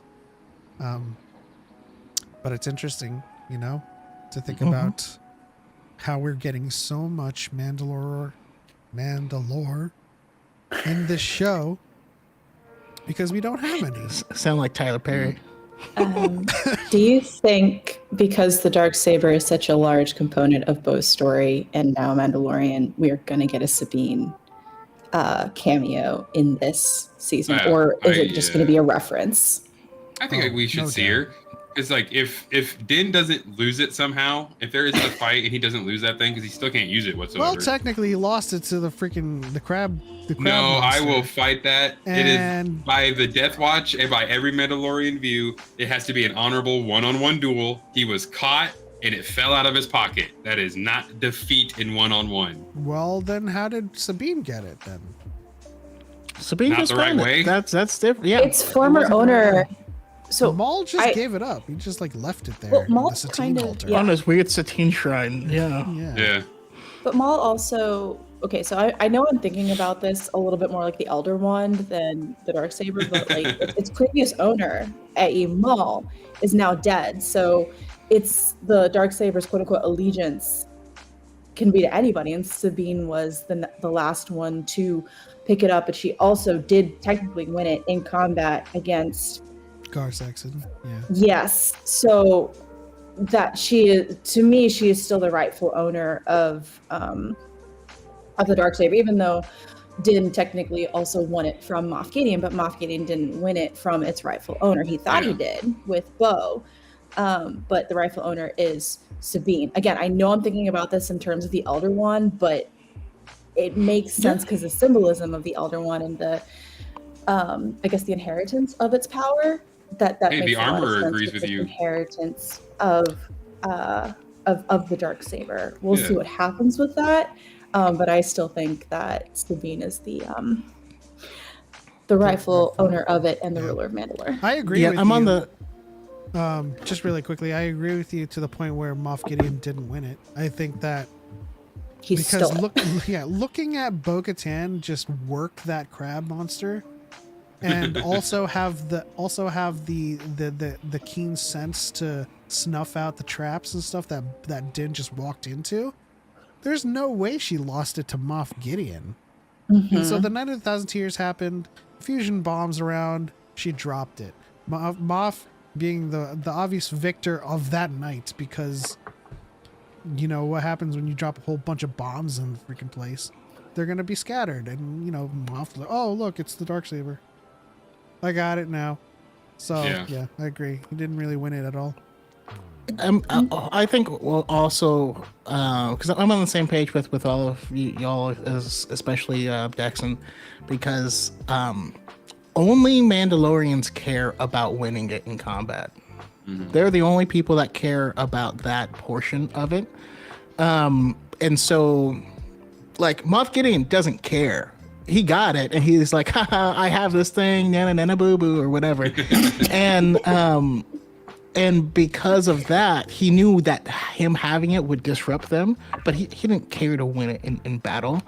Maul only cared in so much as he needed to control the Mandalorians and have that as a power, which is also why he didn't really use the Force in that fight as well. He wanted it to be respected as fair as possible, but as far as holding it, he doesn't really care. And so for anyone else, winning it seems to need to be an actual thing that is consented to prior to starting. When Paz Vizsla challenges him, the armor is like, do you accept? Like, Paz Vizsla didn't just jump him, didn't pull it, just like shank, you know? Like, that would have been a really easy fight. Yeah, I don't think it's something like if a monster pops out of the ground and slaps you, now the monster rules Mandalore. Like, it has to be like I was being facetious. Plan. Yeah. Facetious. Not fascism. How's it going, Stanzy? Hey, I'm doing good. Thanks for having me on. I just had my live access revoked, so I thought I'd check in on you guys. Really? Is it for hate speech? That's BS. For bullying and harassment. Choco was also revoked for hate speech for like Yeah. 2 seconds. Yeah. As everyone knows, I am a world-class bully and harasser. You are, Kay. Let's be real here. I know. I couldn't hide it for that long. But I'd like to chime in if you guys are still ready to talk about some Mandalorian shenanigans about how the story would be transferred if a monster found the saber. I want to see the Mythosaur beat somebody and then just fucking claw game the tiny dark saber and say, "I rule Mandalore." Except it would be Smaug all- level Mythosaur. And then Grogu was like, "Yeah, I understand you." He's the rightful king. You can't debate him. He has the dark saber. Yeah. He's got to make a big ass helmet. One consequence that I don't think many people have thought of is the Mythosaur has to be force sensitive as well, because it's not so much that you use the force to tame a monster, is that you use the force to connect with them. And there's some semblance of force sensitivity in any monster that you connect with, as displayed with Ezra. You know, the Fear Nox, of course, dark side. But you know, with the Loth Wolves and the Purgle, all connected to the Force, and the fact that Tar Vizsla was you know what? Tar Vizsla is Mandalore the Great. Oh, I can see that. Because the lore of it all, you know, according to Rebels, is that he created the Darksaber, right? And then the lore of taming the Mythosaur is that they used the Darksaber. So if he was the first one to have ever created the Darksaber, he might be Mandalore the Great. Okay. That's Now I want to see like the actual lore that they have for what each Mandalore has done. Because I would love that. Has the mantle transferred like it did in Tor? Like have there Yeah. been the Mandalore the Shamed and everything? Yeah. Mandalore the Gladiator. the impotent. Ruled Mandalore I'd with read a that. flaccid fist. Sorry. Drop that book. Just drop a book That of would be a great Mandalorian book. culture. It And doesn't that's- have. You don't have to do the show. Just give me a canon book of like, you know, here's their ships and weapons and Mandalores, and here's the planets they've conquered, and Yeah. Also, point of clarification and point of contention for because I have been going through the reference books. There, for some reason, their starfighters are fangs, but they are also known in Mandalorian as Comker class gauntlets. So we're both right. That's a mouthful. Yeah. Fangs are just easier to say. So Maybe it's like Kids Next Door, where Fang is actually like the acronym. I for just some- like Fang. Fang sounds awesome. my Here's my understanding, and I don't know if it changed or switched up at some point. I tried to look into it myself, but my knowledge of it was a Fang was their smaller fighter, the smaller one-seater fighter. So like when, Kanan jumps on, they blow up in Rebels when the Protectors of Conquered Dawn and they're like blowing up their ships and they hop in and like Kanan stabs it through the canopy. That small fighter would be the Fang, and then the larger ones with your engines on the separate wings. It's interesting because the Fangs are also listed as having appeared on Chapter 18. So I don't know. Whatever. They're both Mandalorian starfighters, but I just like saying Fang. And I thought Bo-Katan called her ship the Gauntlet. Did she? Yeah, I think so. Okay. Well, they're the Gauntlets then. There's all kinds of stuff they do it. But more important than that, because of Pep, I am now thinking of like a martial arts anime where someone has a technique called the flaccid fist. just like whips it at people. That's what I did to your mom last night. Oh, damn. Banned for bullying and harassment. I was like, no work. Can we ban it? I could just do this. But oh my god. That's Banished to the that's Shadow only- Realm. Yeah. Well, shout out to Connor. Getting distracted by a lady friend? She's asleep now? Yeah, I mean, I saw it in the chat. I didn't want to, but like, Hannah, you do you, man. You do you, bro. Are you sitting on the edge of the bed with a glass of whiskey and a cigarette in your mouth? Death sticks. Sorry. Yes, death sticks. Any other thoughts, Stanzi, if you wanted to chime in since you came in last before we move on to real fans?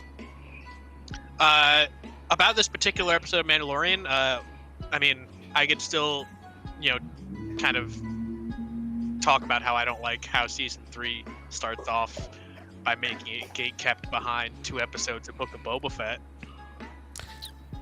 I see that argument, but I also throw it out. Okay.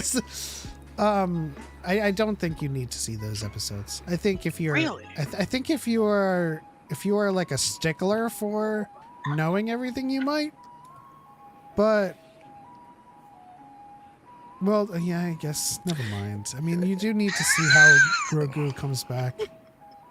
Yeah, because my biggest thing is like people like to talk about how real Star Wars fans would be watching everything, but like if we're talking 5-10 years from now, some random dad who's trying to get into Star Wars, Mandalorian season 1 is a great jumping on point. Mandalorian season 2 shows you some other characters, but all of the context you need for those characters is within the realm of that episode, and you see them through Din's eyes.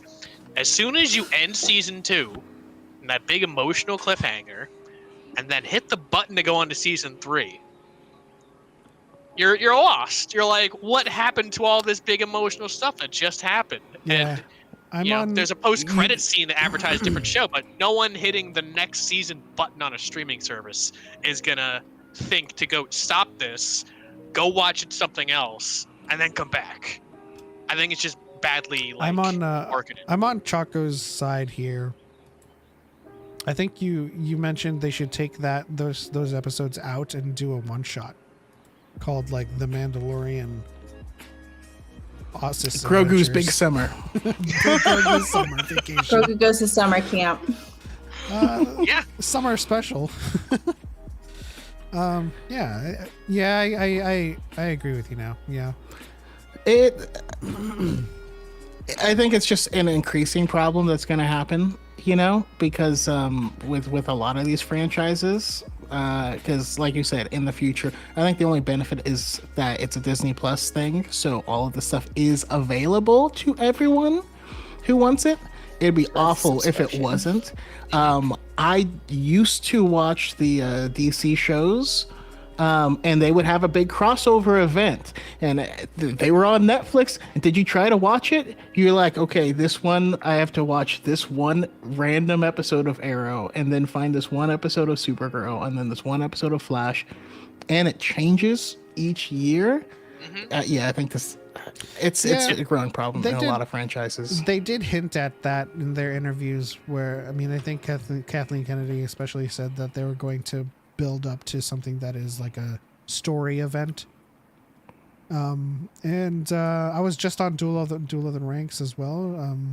Brody was talking about the misfits of the Mandalorians, like Ahsoka, Bo-Katan, Din, Grogu, just a whole bunch of people coming together for a crossover. And I think that's happening here too. That's why, Mandalorian's in Boba Fett, and Boba Fett's in the Mandalorian, and I'm pretty sure they're going to show up in Ahsoka as well. So I think it is part of a larger kind of like New Republic-esque kind of which is why these are books and chapters. Yeah. I think it kind of sacrifices long-term accessibility for the short-term hype of, what can we get trending on Twitter today? And the thing is that Mandalorian Season 1 was like, you didn't need to know anything other than like, it's Star Wars. And then Season 2 I thought was really good because it was like additive that you knew more stuff. It wasn't necessary that you knew more stuff. You saw who Ahsoka is through Din's eyes. You saw who Bo-Katan was through Din's eyes. You didn't need to know their extended history for the purpose of their episode. But now we're getting into a space where, just like you said with the Arrowverse, where that now is like really inaccessible to casual viewers, I think, because it requires you to do homework. And that sucks. Because I want more people in the franchise. That's true, but I don't think I think Star Wars has been inaccessible for a long time. It's definitely not a deal breaker. I think you can. Mythosaur is pretty easy. Well, giant dinosaur-looking thing is cool to everybody, right? Yeah. Well, you also have to remember, again, Star Wars is one big plot hole, and if people decide just to leave that plot hole, then more power to them. They just accept it. Like, if I hadn't watched Book of Boba Fett, I probably would have just been like, all right, cool, next. Like, again, I'm so easily entertained. So I think a general watcher would be like, I guess Grogu's back. Right. And a hot rod, which keeps purring every time he starts that thing up, and I'm just like, Jesus fucking Christ. When he flipped into it and shifted into first, I was like, whoa. So ridiculous. Double I do love how Grogu is purring now so often. Like, it's literally a little kid. He's got headlights and everything, man. Oh my god. I want that he's literally like, as Grogu, he is literally like a kitten purring. Like, that wasn't the ship. That was Grogu going. Yeah. It's purring like a cat. And at one point it was me. Yeah, which I thought was Grogu. I don't know what you were like. I was like, what the hell did Grogu just say? No, I think one of my favorite things about Din in all of the Mandalorian so far is just like watching him stumble across some of the most amazing, iconic, huge things in all of Star Wars and have no idea. Just no idea. Are you a just Jedi? be like on Tython. Just like, we're at a big rock formation. Don't know why I was supposed to come here. And like, dude, you're on the birth planet of like the Force. I've been saying it for years. Din Djarin is just Forrest Gump in space. It's literally just Forrest Gump. He's like, I'm just trying to take my kid to school. He makes a left-hand turn, and he's gonna be on Coruscant like with Palpatine. And you're like, how? I don't know, man. I got shot in the buttocks. Real quick, I ran out of gas. Hondo picked me up. He dropped me off on Mustafar, and then there was a shuttle that I rode with Vader. I snuck in the back and went to and hung out with Palpatine. Like, that's just my life. Don't worry about it. Yeah. Super quick. So I've been seeing something online where it's like, okay, did Din fall and just sink because of his Beskar, or was he pulled in? And if he was pulled in by the Mythosaur or something else? Yeah, that's what I was wondering too. It could have been the current. Like, if that dude swam by, if he's large enough, he could have just like, whoa. I'm on the side that he just sank. Because he didn't know it just drops off. When Bo-Katan dives in, she dives into a clearly small hole that then opens up into a cavernous space. And I don't think the Mythosaur has tentacles. I mean, They in some have corners of large. the internet, he will. They have large tusks. Well, he's force sensitive. Maybe he just used the force to attract it in through the hole. Probably. I mean, that's more I likely mean, than he's it, the than chosen it one, pulling him. bro. I I just think sort of that- imagine Chosen like one. squeezing some like claws through and going, oh. Give me that dark saber. Maybe this was an actual small chamber that had a really thin like crust that he Oh, broke yeah. through, and there was an air pocket underneath, so it went and like kind of threw him down Oh. like Tower of Terror. So Okay. you go down faster. No, he's still sank really, really fast. Yeah. What I Plot love- holes think and there's that- plot sink. That What- makes what- more what I- sense. Go That ahead. makes more sense because I think because Bo-Katan is also wearing Beskar. You know, the main houses have Beskar. She But she's didn't also wearing a sink. jetpack in this. Yeah, but I don't know. I think there's some But- buoyancy there. I but think no, that yeah. I think the pressure from And just- creating the pocket. Yeah, it's Can like we there's a talk about weather before, balloon and the swamp gas, and just created the thing. Din said one of the most millennial things I've ever heard, where Bo-Katan was like, "You really believe all this Kree stuff?" And he was basically just like, "Can you just let me have this? Can you just let me believe in something?" Yeah. Also But for the Din. Oh, Go. I'm just gonna be unhinged. The Din girlies, you know, when he said he's gonna bathe in the waters, we expected a little bit more. I am just saying, I would have been fine with the back shot. Just saying, we could have taken off more. I would have been okay with it. I'm just saying. If he strips all the way down, but the helmet stays Yeah, on. but the helmet. How Everything about but the that? always helmet. stays on. Too. I'm fully on board with that. I mean, we were all thinking it, so. I mean, I'm on sure the same topic, Bo-Katan was doing some stuff too. You know, Dude. I'm just saying. Oh, it's great. So, I'm just saying, first my off, queen, I kneel. Yes. First off, just from the sake of like I'm set. character vibe, the way she was walking through Mandalore, like that first language, she like lands and is walking into that like mine shaft. Oh, That strut space. she had, and like how her hands were right by her holsters, the vibe she gave off was so nice. That was see that that was the Kree's pride stride. Mm-hmm. Also, really quick, why didn't she say Satine's name? Is it because there's still resentment there, or was it some weird creative thing that they didn't want to say her name in any capacity and I just think made the all only of us? thing, well, split if us? she resents anything, she resents that she probably thinks she got her sister killed. It's all her fault. It's Filoni. Okay. Filoni has left Corky in the dust for like years. Quirky trees. She's so you know she got so close, and then we got to father. We didn't get to Yeah. the sister. So I think it's either narratively purposeful or intentional, or they just love dangling that shit in front of us. I'm like, nope. I mean, I think in a later episode she's just gonna say, you know, before sister, me, at least? my sister, and then like everyone's like, yeah, who's your sister? Who's your sister? And then she's gonna be like, want more pog soup? And then change the subject, and she's never gonna say Satine. Ugh, drives me Ever. nuts. Now here's something. Was that robot the last remnant of Darth Maul? No.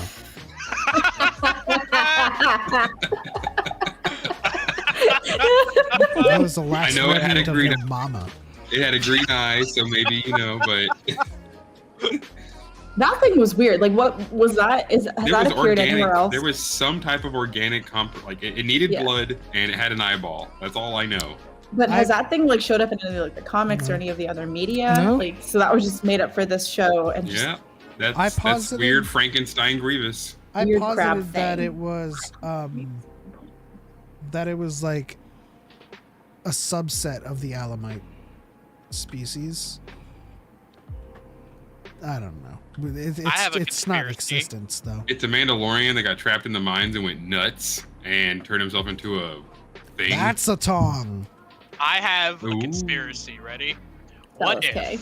What if this creature used to be a part of the Techno Union, and lost his accessibility to the resource that the Techno Union had to augment their slimy organic forms with technological parts, and instead went to Mandalore and is scavenging whatever it can to stay alive. What if he was like a high-ranking member of the Techno Union? Wat Tambor. Yeah, Yeah. you saying that just reminds me of how I how escaped. stupid that scene was. We of the Techno. No, it makes sense though, right? Wat was there on Mustafar, wasn't he? Yeah, he's the one at the end of the table that doesn't get shown Yes, dead. he was. But just like how she stabs the body of the cybernetic body, it survives, right? So Anakin could have, wiped out the Council of Separatists, Wat Tambor included, but like slashed him in half. Then Wat Tambor's head just kind of detaches, go, no, Dude, it's what just happened?" like what happened to Dengar. It's just like what happened to Dengar. If you've seen the character encyclopedia for Visual Dictionary for Rise of Skywalker, they hint that this like Rough-guard cyborged Dane. out, this rough like looking like fish blob head guy with like a robot body used to be Dengar, and everyone like lost their shit on Twitter for like 2 days about it. This is actually Wat Tambor! Confirmed! It's canon! Or is it Kasdan Paratus? Who in the shit is that? Yeah. I just think Dave Filoni That is is a fan of boss Futurama. fight. That is a boss fight from Force Unleashed. In the Force Unleashed, there is a scrap planet, and there is a little dude, kind of droid-looking guy. Kind of gave me those vibes. Used a shock baton and stuff like that. And with that, we move on to Real Fans Would Know segment. Just because we're running overtime. So I think for this one, we are going to give you guys a limited 3 tries each. Retries only when another person attempts. This is a Mandalorian themed, not The Mandalorian, but Mandalorian. So everything from Clone Wars, Rebels. Does that fit? Over the headset? Me? Oh, not over the headset, sadly. No, not over the headset. You should answer these questions in the helmet. But then Would you guys accept an unfinished helmet? All right, hold on. I have to put the... you're Sabine? Yeah, I haven't touched that thing since September. I would accept Sound settings. I would accept unfinished. Oh, I always have to open the box. Never mind. I like you guys, but not that much. It's all good. Pick up though. Not enough to open the box. What's in the box? My unfinished helmet for my cosplay that I really want to do, but I need to get settled in my There's no way new for me to hear. place. All right, so I don't have so once again, there will be no incorrection by omission. It must be in the statement itself that is explicitly incorrect. Okay, and you start your statements with "Real Fans Would Know." So let's start with the first statement. Sabine Wren, House Vishla, Clan Wren, born on the Mandalorian moon of Cronist in the New Clayman system and known to the Imperials as the Painter, had left her ancestral home to join the Imperial Academy. It was there that she had devised a weapon known as the Duchess.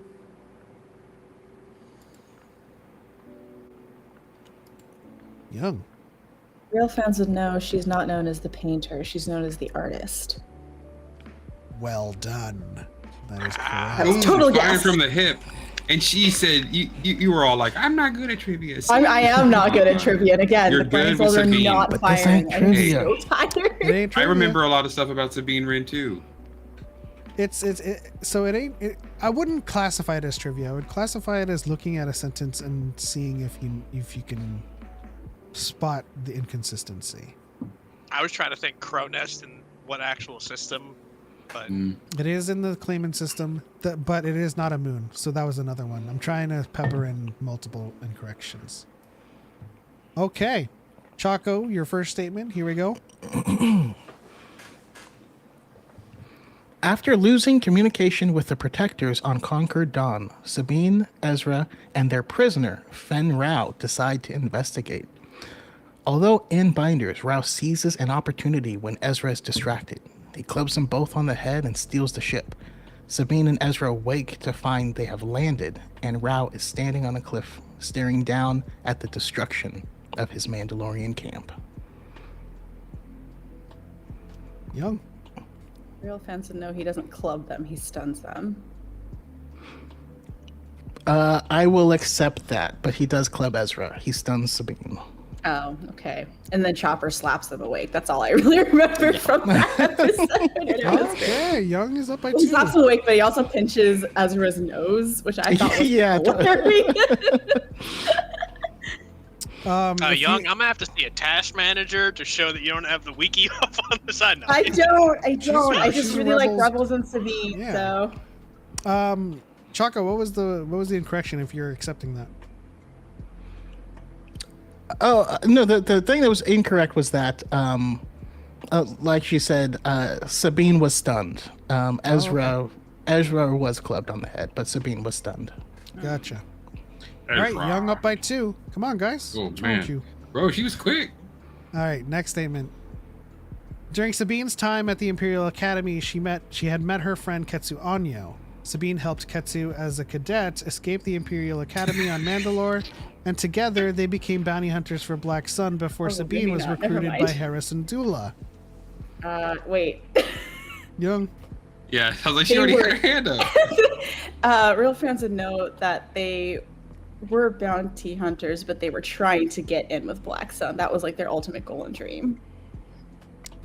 That is correct. Dude. All right, can I institute a new rule that if you're up by 3, you can't answer first? You guys just have to stop having Sabine questions. Do we have some other time Yeah, it's period like, hey, questions? they told us in the beginning. This is from Clone Wars and Rebels, but But they said apparently it's mostly Rebels. Mandalorian in general, so. Yes. Yeah. I would have also accepted that they weren't for Black Sun. Ketsu joined Come on, Black Sun man. after Sabine left.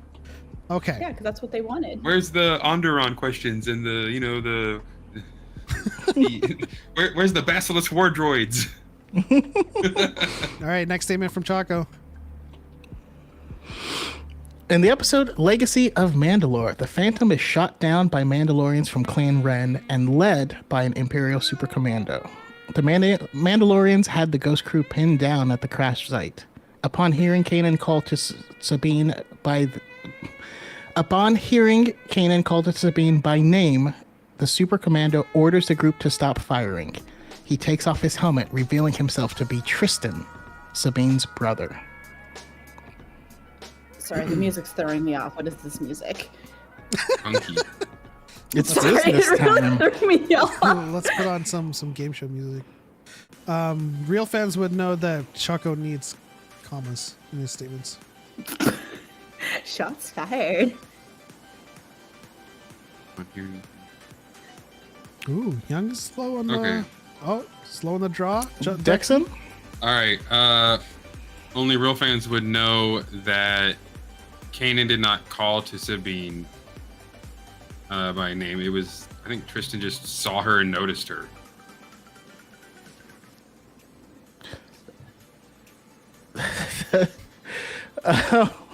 I'm gonna accept it, but like you made it wrong. I figured. I was like, I know I'm saying too much, but I know I didn't want to be so vague. I was like, that was super vague in the very beginning. Ezra called to Sabine by name, not okay. Kanan. But like you kept going. Yeah, You made another. I'll incorrect eventually statement learn himself. that one. Yep, I'm good at that. We'll I accept can it. walk myself into a brick wall. We'll accept it only because we're on a time crunch. I'm just kidding. And the next person would have gotten it right with Yeah. my reaction to how close you were. All right. During the New Republic, Bo-Katan had set out to retrieve the Darksaber and reunite the clans of Mandalore. Lost during the Night of 1,000 Tears, Moff Gideon had not possessed the Darksaber. Bo-Katan meets Din Djarin for the first time on Trask, accompanied by Axe-Woves and Rakast. Real fans would know that they did not meet for the first time on Trask. That is incorrect. Dexter. Dexon, you had one? All right. Real fans would know that it is not Rook Cast, it is Koska Reeves. You could have been incorrect on the second one, but yes, that is correct. Yeah. Right on. Okay, three to Young, 2 to Daxon. Going ham on this. Here we go, Choco.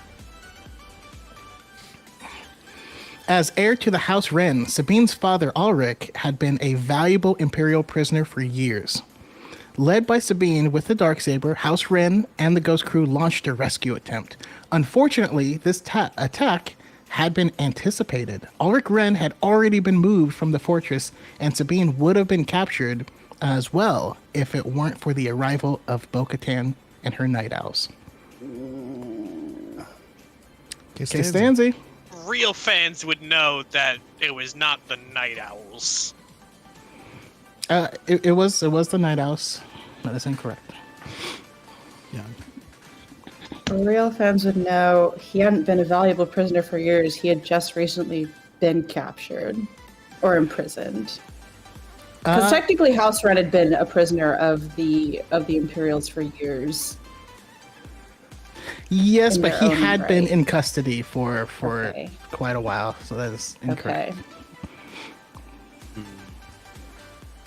Don't look at me with that Right. face. Yeah. Oh no, I'm looking at the thing. Look at me. Daxon.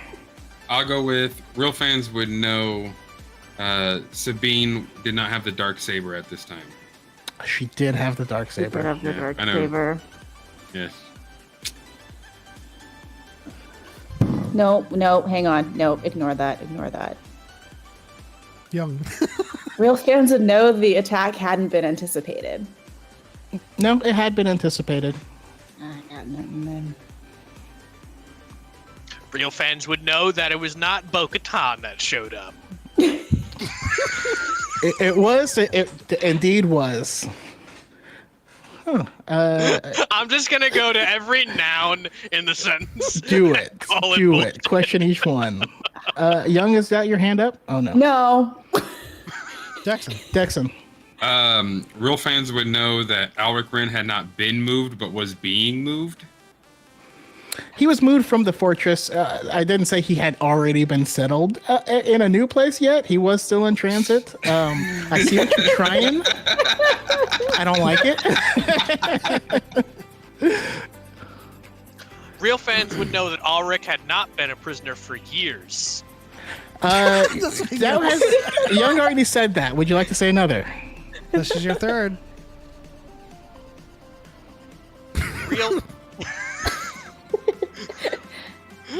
Real fans would know there's no such thing as House Wren. It's a bold strategy. Daxon? Real fans would know that Sabine is not the heir to House Wren. So that sentence is in regards to Sabine's father. Okay. Ah, dang. Okay. So Well, then, did you real want fans will know. Real fans will know that Alric is not the heir to House Wren. That is correct. Yeah, it's the mother, correct? Yes. The dad married into the family. So I'm gonna give a point to Kstanzi as well. valiant- Give me a pity point. No, it's not a pity point because House Wren doesn't exist. It is Clan Actually, Wren. that's true. It is House Clan Wren. Vista. Oh, I thought you were going the route of like, yeah, all Star Wars doesn't exist. I get it. That makes sense. See, that's exactly what I meant to say. Yeah. No, you didn't. All right. Like we said, Slip of the tongue. it wasn't going to be a by omission. So even though you said that it didn't exist. Next statement. On the way to Moff Gideon's light cruiser to save Grogu, Bo-Katan briefs the crew and Din Djarin on the cruiser and cautions that such cruisers during the height of the Empire could carry thousands of troopers. But since the fall of the Empire would only hold a small fraction. Pershing added that Gideon, however, traveled with a platoon of dark troopers.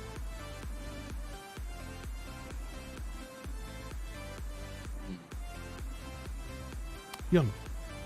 Real fans would know Moff Gideon didn't have a light cruiser. It was some other ship. Incorrect. Wrong. Ouch. That hurt.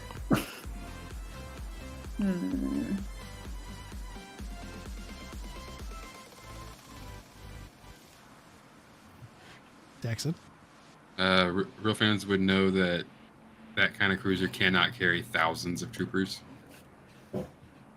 That is correct. Nice. Hundreds, she says. Breaking the tie. Young with 3, Daxon with 4, Kstanzi with the pity point. It's like golf. The lowest amount of points really wins. Sure. You could Sure. look at Okay. it Sure. like that, yeah. Next statement. Choco? Mandalore was forced to use black market Mandalore was forced to use the black market for goods as the Clone Wars caused the closure of some important trade routes. This led to shady business practices like using toxic fillers to dilute the juice that was often served to kids in Mandalorian schools. Many children across the planet got very ill. Ahsoka would later be brought in to further investigate this corruption under the guise of being an instructor. Young is so smug. I see this look. Young. I just watched this episode, so if I'm wrong, y'all can give me shit for the rest of my I life. just love the smile of just like, ha, you Real have fans activated my know trap card. Real fans know it wasn't juice, it was tea. That is correct. Wow. Is Okay. Again, I just saw this episode, Man, so she I had a ties slightly it up. unfair advantage. Dang, we're gonna have to have a shootout now, I guess. You got 2 let me get the opportunities to helmet break on. this tie. Kstanzi, you really can't catch up, but you can still play. You're so motivational, Pep. It's wonderful. Yeah, I try. Hey, good job, buddy. You gotta do what you gotta do, you know? Okay, next statement. When Ezra first meets Sabine Wren and the Ghost Crew for the first time during their mission to Tarkin Town to distribute stolen food crates, Ezra asks, "Who are you people? I mean, you're not thieves exactly." Sabine replies, "We're not exactly anything. We are a crew, a team, in some ways, a family." Young. Real fans will know Sabine didn't say that. Kara said it. That is incorrect.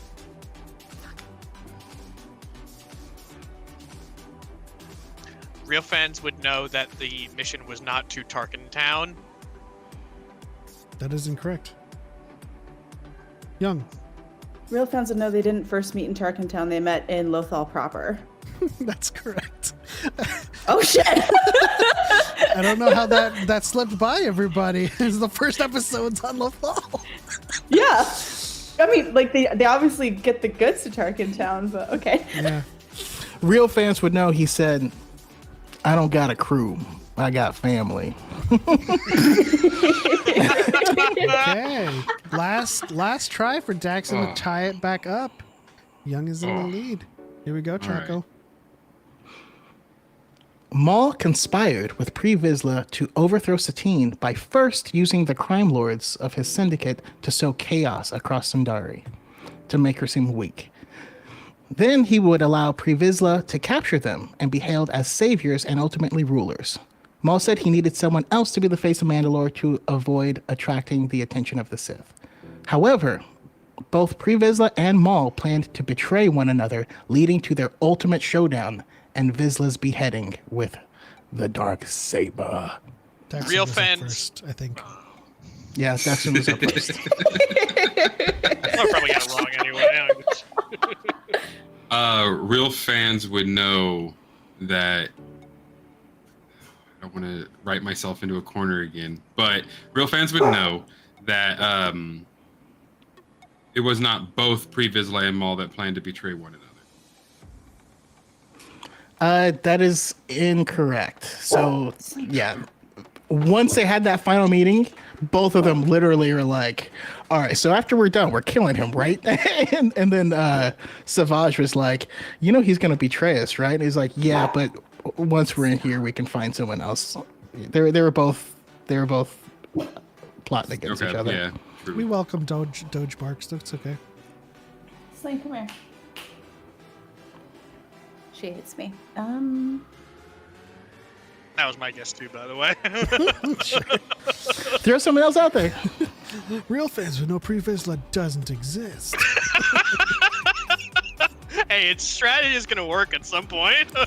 Man, I apologize. I thought it was gonna be too easy, so I added like a single sentence to be like, all right, there's something else. Real fans would know. Oh, sorry, let me raise my hand. Real fans would know that the plan was not to allow Pre-Vizsla to be captured him and be hailed as savior, as saviors. No, that was the plan, and that was Pre-Vizsla's his own words. We would be saviors. I don't know what voice I just did. I'm sorry, Dexon. We would be saviors. Like I don't know. Like a little Hondo almost. Real fans would know. My friends, we would be saviors. Yeah, see? Avast. Real fans would Saviors. know that it wasn't to avoid the attraction of the Sith. That was my. That is correct. Okay, that was my. Wow. Daxon, Yeah, he said we don't want to attract the Jedi. Is what he says out loud. Daxon Also, and no one Young. else in the galaxy knows that Sith exists, so he wouldn't like mention that to people. That's why I thought it was too easy. Oh, okay then. Sometimes, hey, it's like whenever you play D&D, the puzzle's for like 5th graders, but the group of 30-year-olds can't figure it out. I mean, there was a show called "Are You Smarter Than a Fifth Grader?" and it really was depressing. That show humbled many people, me included. Yeah. Okay, Choco, why don't you go ahead and vamp it up with our lovely guests while I work on a sudden death statement between Young and Daxon. I'm coming for you, Chris. Yeah, I'm coming for you. Which is so it's only gonna be one sudden death question unless Stanzi answers it first, and then screw it. I have faith in you. We're gonna keep going. Why doesn't Stanzi get to come up with the sudden death question? Because it doesn't exist. Woo. Fair enough. You know what though, Stanzi, have you by now watched any of the Bad Batch? Or are you still waiting? I'm fully caught up. Fully caught up. All right. We did not hear any of your thoughts. And also, Young, you were in the chat. You didn't really share your thoughts, things that we missed. Well, she 'cause wants we to missed see. a lot. She wants to see a Hunter get that nice clean dome. Just And right I off. promise I'm not going to talk about them dying anymore. I'm then. not going to bring that Yeah, up. you leave my grumpy sergeant alone, sir. You shut your whore mouth right now. My thoughts is the Crosshair Mayday episode was very good in a vacuum, but as I am the poo-poo party that I am known to be, I think that it sets a dangerous path forward because I do not want Crosshair to be redeemed. I want him to just be a bad guy, and I think that there is a pattern that Death I've Trooper. seen of keeping bad guys and then redeeming them. We had it with Vader, we have it with a whole bunch of other characters, and it seems like Star Wars is kind of scared to just let bad guys remain a fucking bad guy. Except for Palpsy. Except for Palpatine, yeah. Yeah, so Palpatine is like the embodiment of evil itself. I will say my favorite example. Okay, so I'm gonna say you're barking up the wrong tree because the whole message of Star Wars is it's never too late to make a better choice. You know what I mean? I feel like that's the overall theme. I could be wrong, but I my agree, favorite. Sorry, you go ahead. My favorite iteration of that is in the High Republic. There's these bad guys, they're raiders, they're murking people, and the Jedi are trying to save, so they're literally flying their ships and trying to catch people on the ships. And on one of those bad guys is there, and they're like, "Hey, well, we saved you, so don't be a dick." And he's like, "Screw this," and he just tries to kill everyone still, even though he would die. And you're like, if you want that type of evil, High Republic is where it's at. Yeah, 'Cause and I like when they do that. They are not redeemable. Then they don't care. I guess it's because I see a lot of discourse of saying, well, Vader was redeemed. And I'm like, does it excuse all of the really bad things that he did. Like, are all of the Jedi that he killed up there in One with the Force be like, hey, man, how's it going? We haven't seen you since you stabbed me. And I just, I hate this aspect that I see a lot of fans do, where like, no matter the most heinous things that a character does, they get redeemed at the end, and everyone's like, that's my idol right there. Yeah. That's who I aspire to be like. Random question. Do you watch anime? Not that much because I'm not a weeb, but some. I take offense to that. You should watch Psychopaths and Death Note. Those two. You would very much enjoy them. Yeah. Young, how did you feel on the episode? I thought it was a great episode. Mayday, sexy man, and the sass. I always love sass from anybody. Okay, so I am very much still on the train that Crosshair definitely still had his chip, and they just flat out lied to him. And okay, so this is what really confused me in the episode. I see no one talking about it, but when when the explosion happened and Crosshair was aiming through his scope and whatnot, like that fucked with him so bad. And he's seen explosions through his scope before in that rig, and he was completely unfazed. But this one really messed with him, and he was also holding the side of his head where the chip is. So I think somehow, some way, the whatever they did to his chip made it very unstable. And so that explosion was just that thing to turn it off, because even in Bad Batch, Crosshair wasn't the most empathetic of characters, yet something, complete 180, and people have made so many edits of this, but complete 180, he's just another reg. And then here's Mayday. He met him all of 5 hours ago, and he desperately went to save him.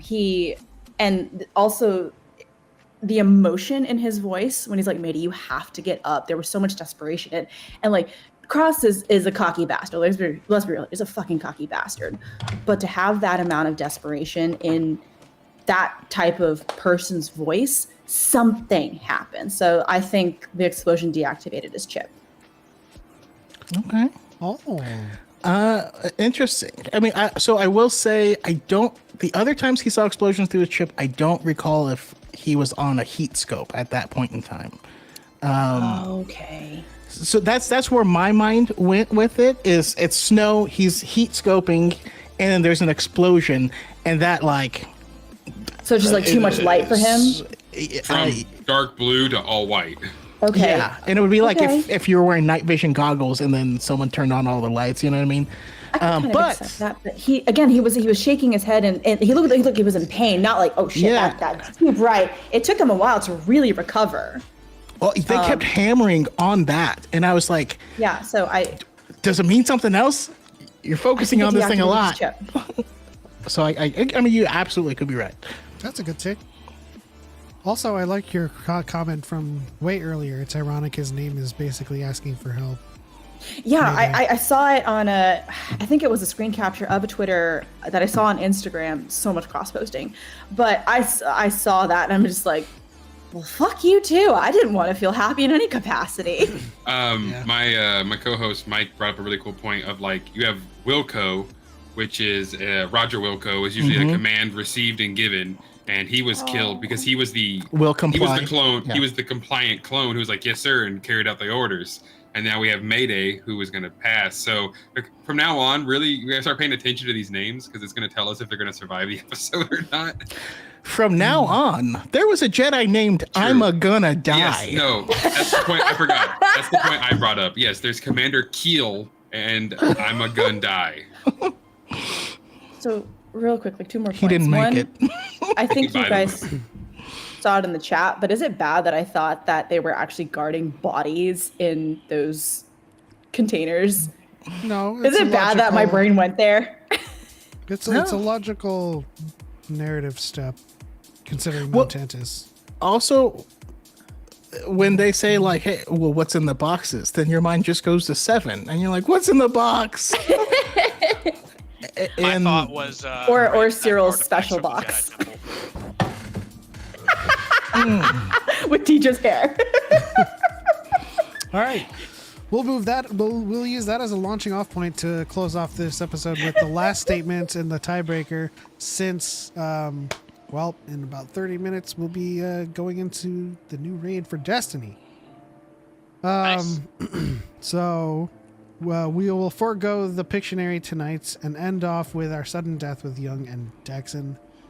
Don't raise your hands too quickly now. Here we go. On the way back to the Razor Crest from a bounty to deal with Trandoshans, Din realizes that his Razor Crest had been scrapped by Jawas. He quickly pulls out his rifle and begins to disintegrate them. They escape to the Sandcrawler as Din gives chase. Din scales a Sandcrawler only to be kicked off by the Jawas. Falling to the ground, Din returns to Kuil saying his ship was destroyed, to which Kuil corrects him it was stripped for parts. Dexon. So I just read every single one of the season 1 comics to do a video over them, and he got shocked off with a Jawa stun gun. Wow. Real fans would know that Din Djarin was removed from the Sandcrawler with a shock gun from a Jawa upon crawling to the top of it. I thought it was going to be harder, but you're correct. Din wins. This real fans would know. Yeah, let me just. 6-5. That was a fight. I can bring you in Or I'm warm, coming back or I can next bring week. you in cold. I'm gonna decimate. Come back every week. Yes, come back every week. We'll even give you the choice of theme. What would you like real fans to be about next week? Just on the spot. I guess sequel trilogy. Just everything sequel trilogy. This is stuff I know the most about. Okay. I like it. Even though they're I'm not for it. canon. I'm just kidding. True. That's not True. canon. None of it's canon. Ray Palpatine. That's George because there wasn't Lucas source isn't a real material. George Lucas is a psyop. I would say the GJ word again, but then I think Choco would actually kick me out. My heart hurts right now. Oh man. Okay, so thank you to our guests for calling in. We didn't have any guests for this week, and that's by design because we kind of wanted to take it easy. But thank you thank you guys for calling in, even though I asked most of you to call in. It was a fun episode. I know that you were in my DMs begging me to come. Right? in. I know. I was trying to. Sorry to I was shame trying to you fill out. publicly. You know. Kistanzi, any final thoughts where people can find you and your content? People can find me on TikTok and only on TikTok at KStanzy, which is pronounced just like you would pronounce Jay Stoogs. You can also except find you won't him find at me alive Kentucky in 3 Fried days. Chicken.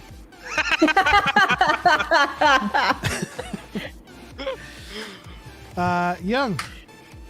Lothal Youngling, mainly on TikTok. Also have a podcast, which I'm really bad about keeping up with. Also because I said I would edit, and I'm in the process of moving for the 6th time in 5 years. There are more of us on Twitter and Spotify with my lovely co-host JComic7, who also writes for comic book resources. Yeah. Awesome. That's awesome. And Dexon, we've run out of time, so think that I'm just kidding. Wait. It's right there. It's the same spelling. But yeah, Dexon download channel. Mostly YouTube, a little bit of TikTok for cosplay stuff. But then, of course, every Friday, 6 p.m. Central Time, House of Holocrons podcast, where me and my best friend Mike go over all the crazy things and I scream about how excited I am. Awesome. I was Will Ferrell when we went into the Mines of Mandalore. I was just like, I'm so scared right now. You shut up. Young, are you trying to good way give to be. yourself a mustache? That actually looked natural for a second there when you were. Kind of I'm glad you thought it looked really natural. That's what I'm Choco. aspiring to. Yeah, I'm Darth Choco. Follow me in places. Sorry. Y'all should know by now. See him at the mall. It just sounded funny and so him. nonchalant. See him going into the bathroom. You follow him. Yeah. What he's up to. There might be fisticuffs. There might be hugs. You never know.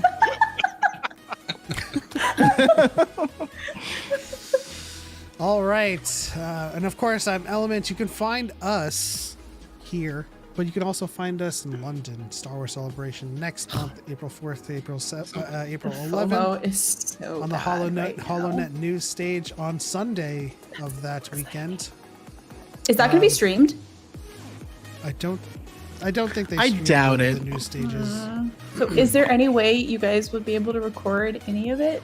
I So think we're those gonna of try. us who are can't go. We're gonna try to record it. Yes. Okay. Okay. Yeah. But yeah, that'll end this show. Thank you to our guests again for calling in and being a part of it. Thank you to everyone in the chat for chatting. Connor, Gunna, you guys were in the chat previously. Yeah, that's it. On to the next one. For light and for life. We are all the Republic. And may the Mythosaur be in your dream always. There are more of us. Don't be a weak.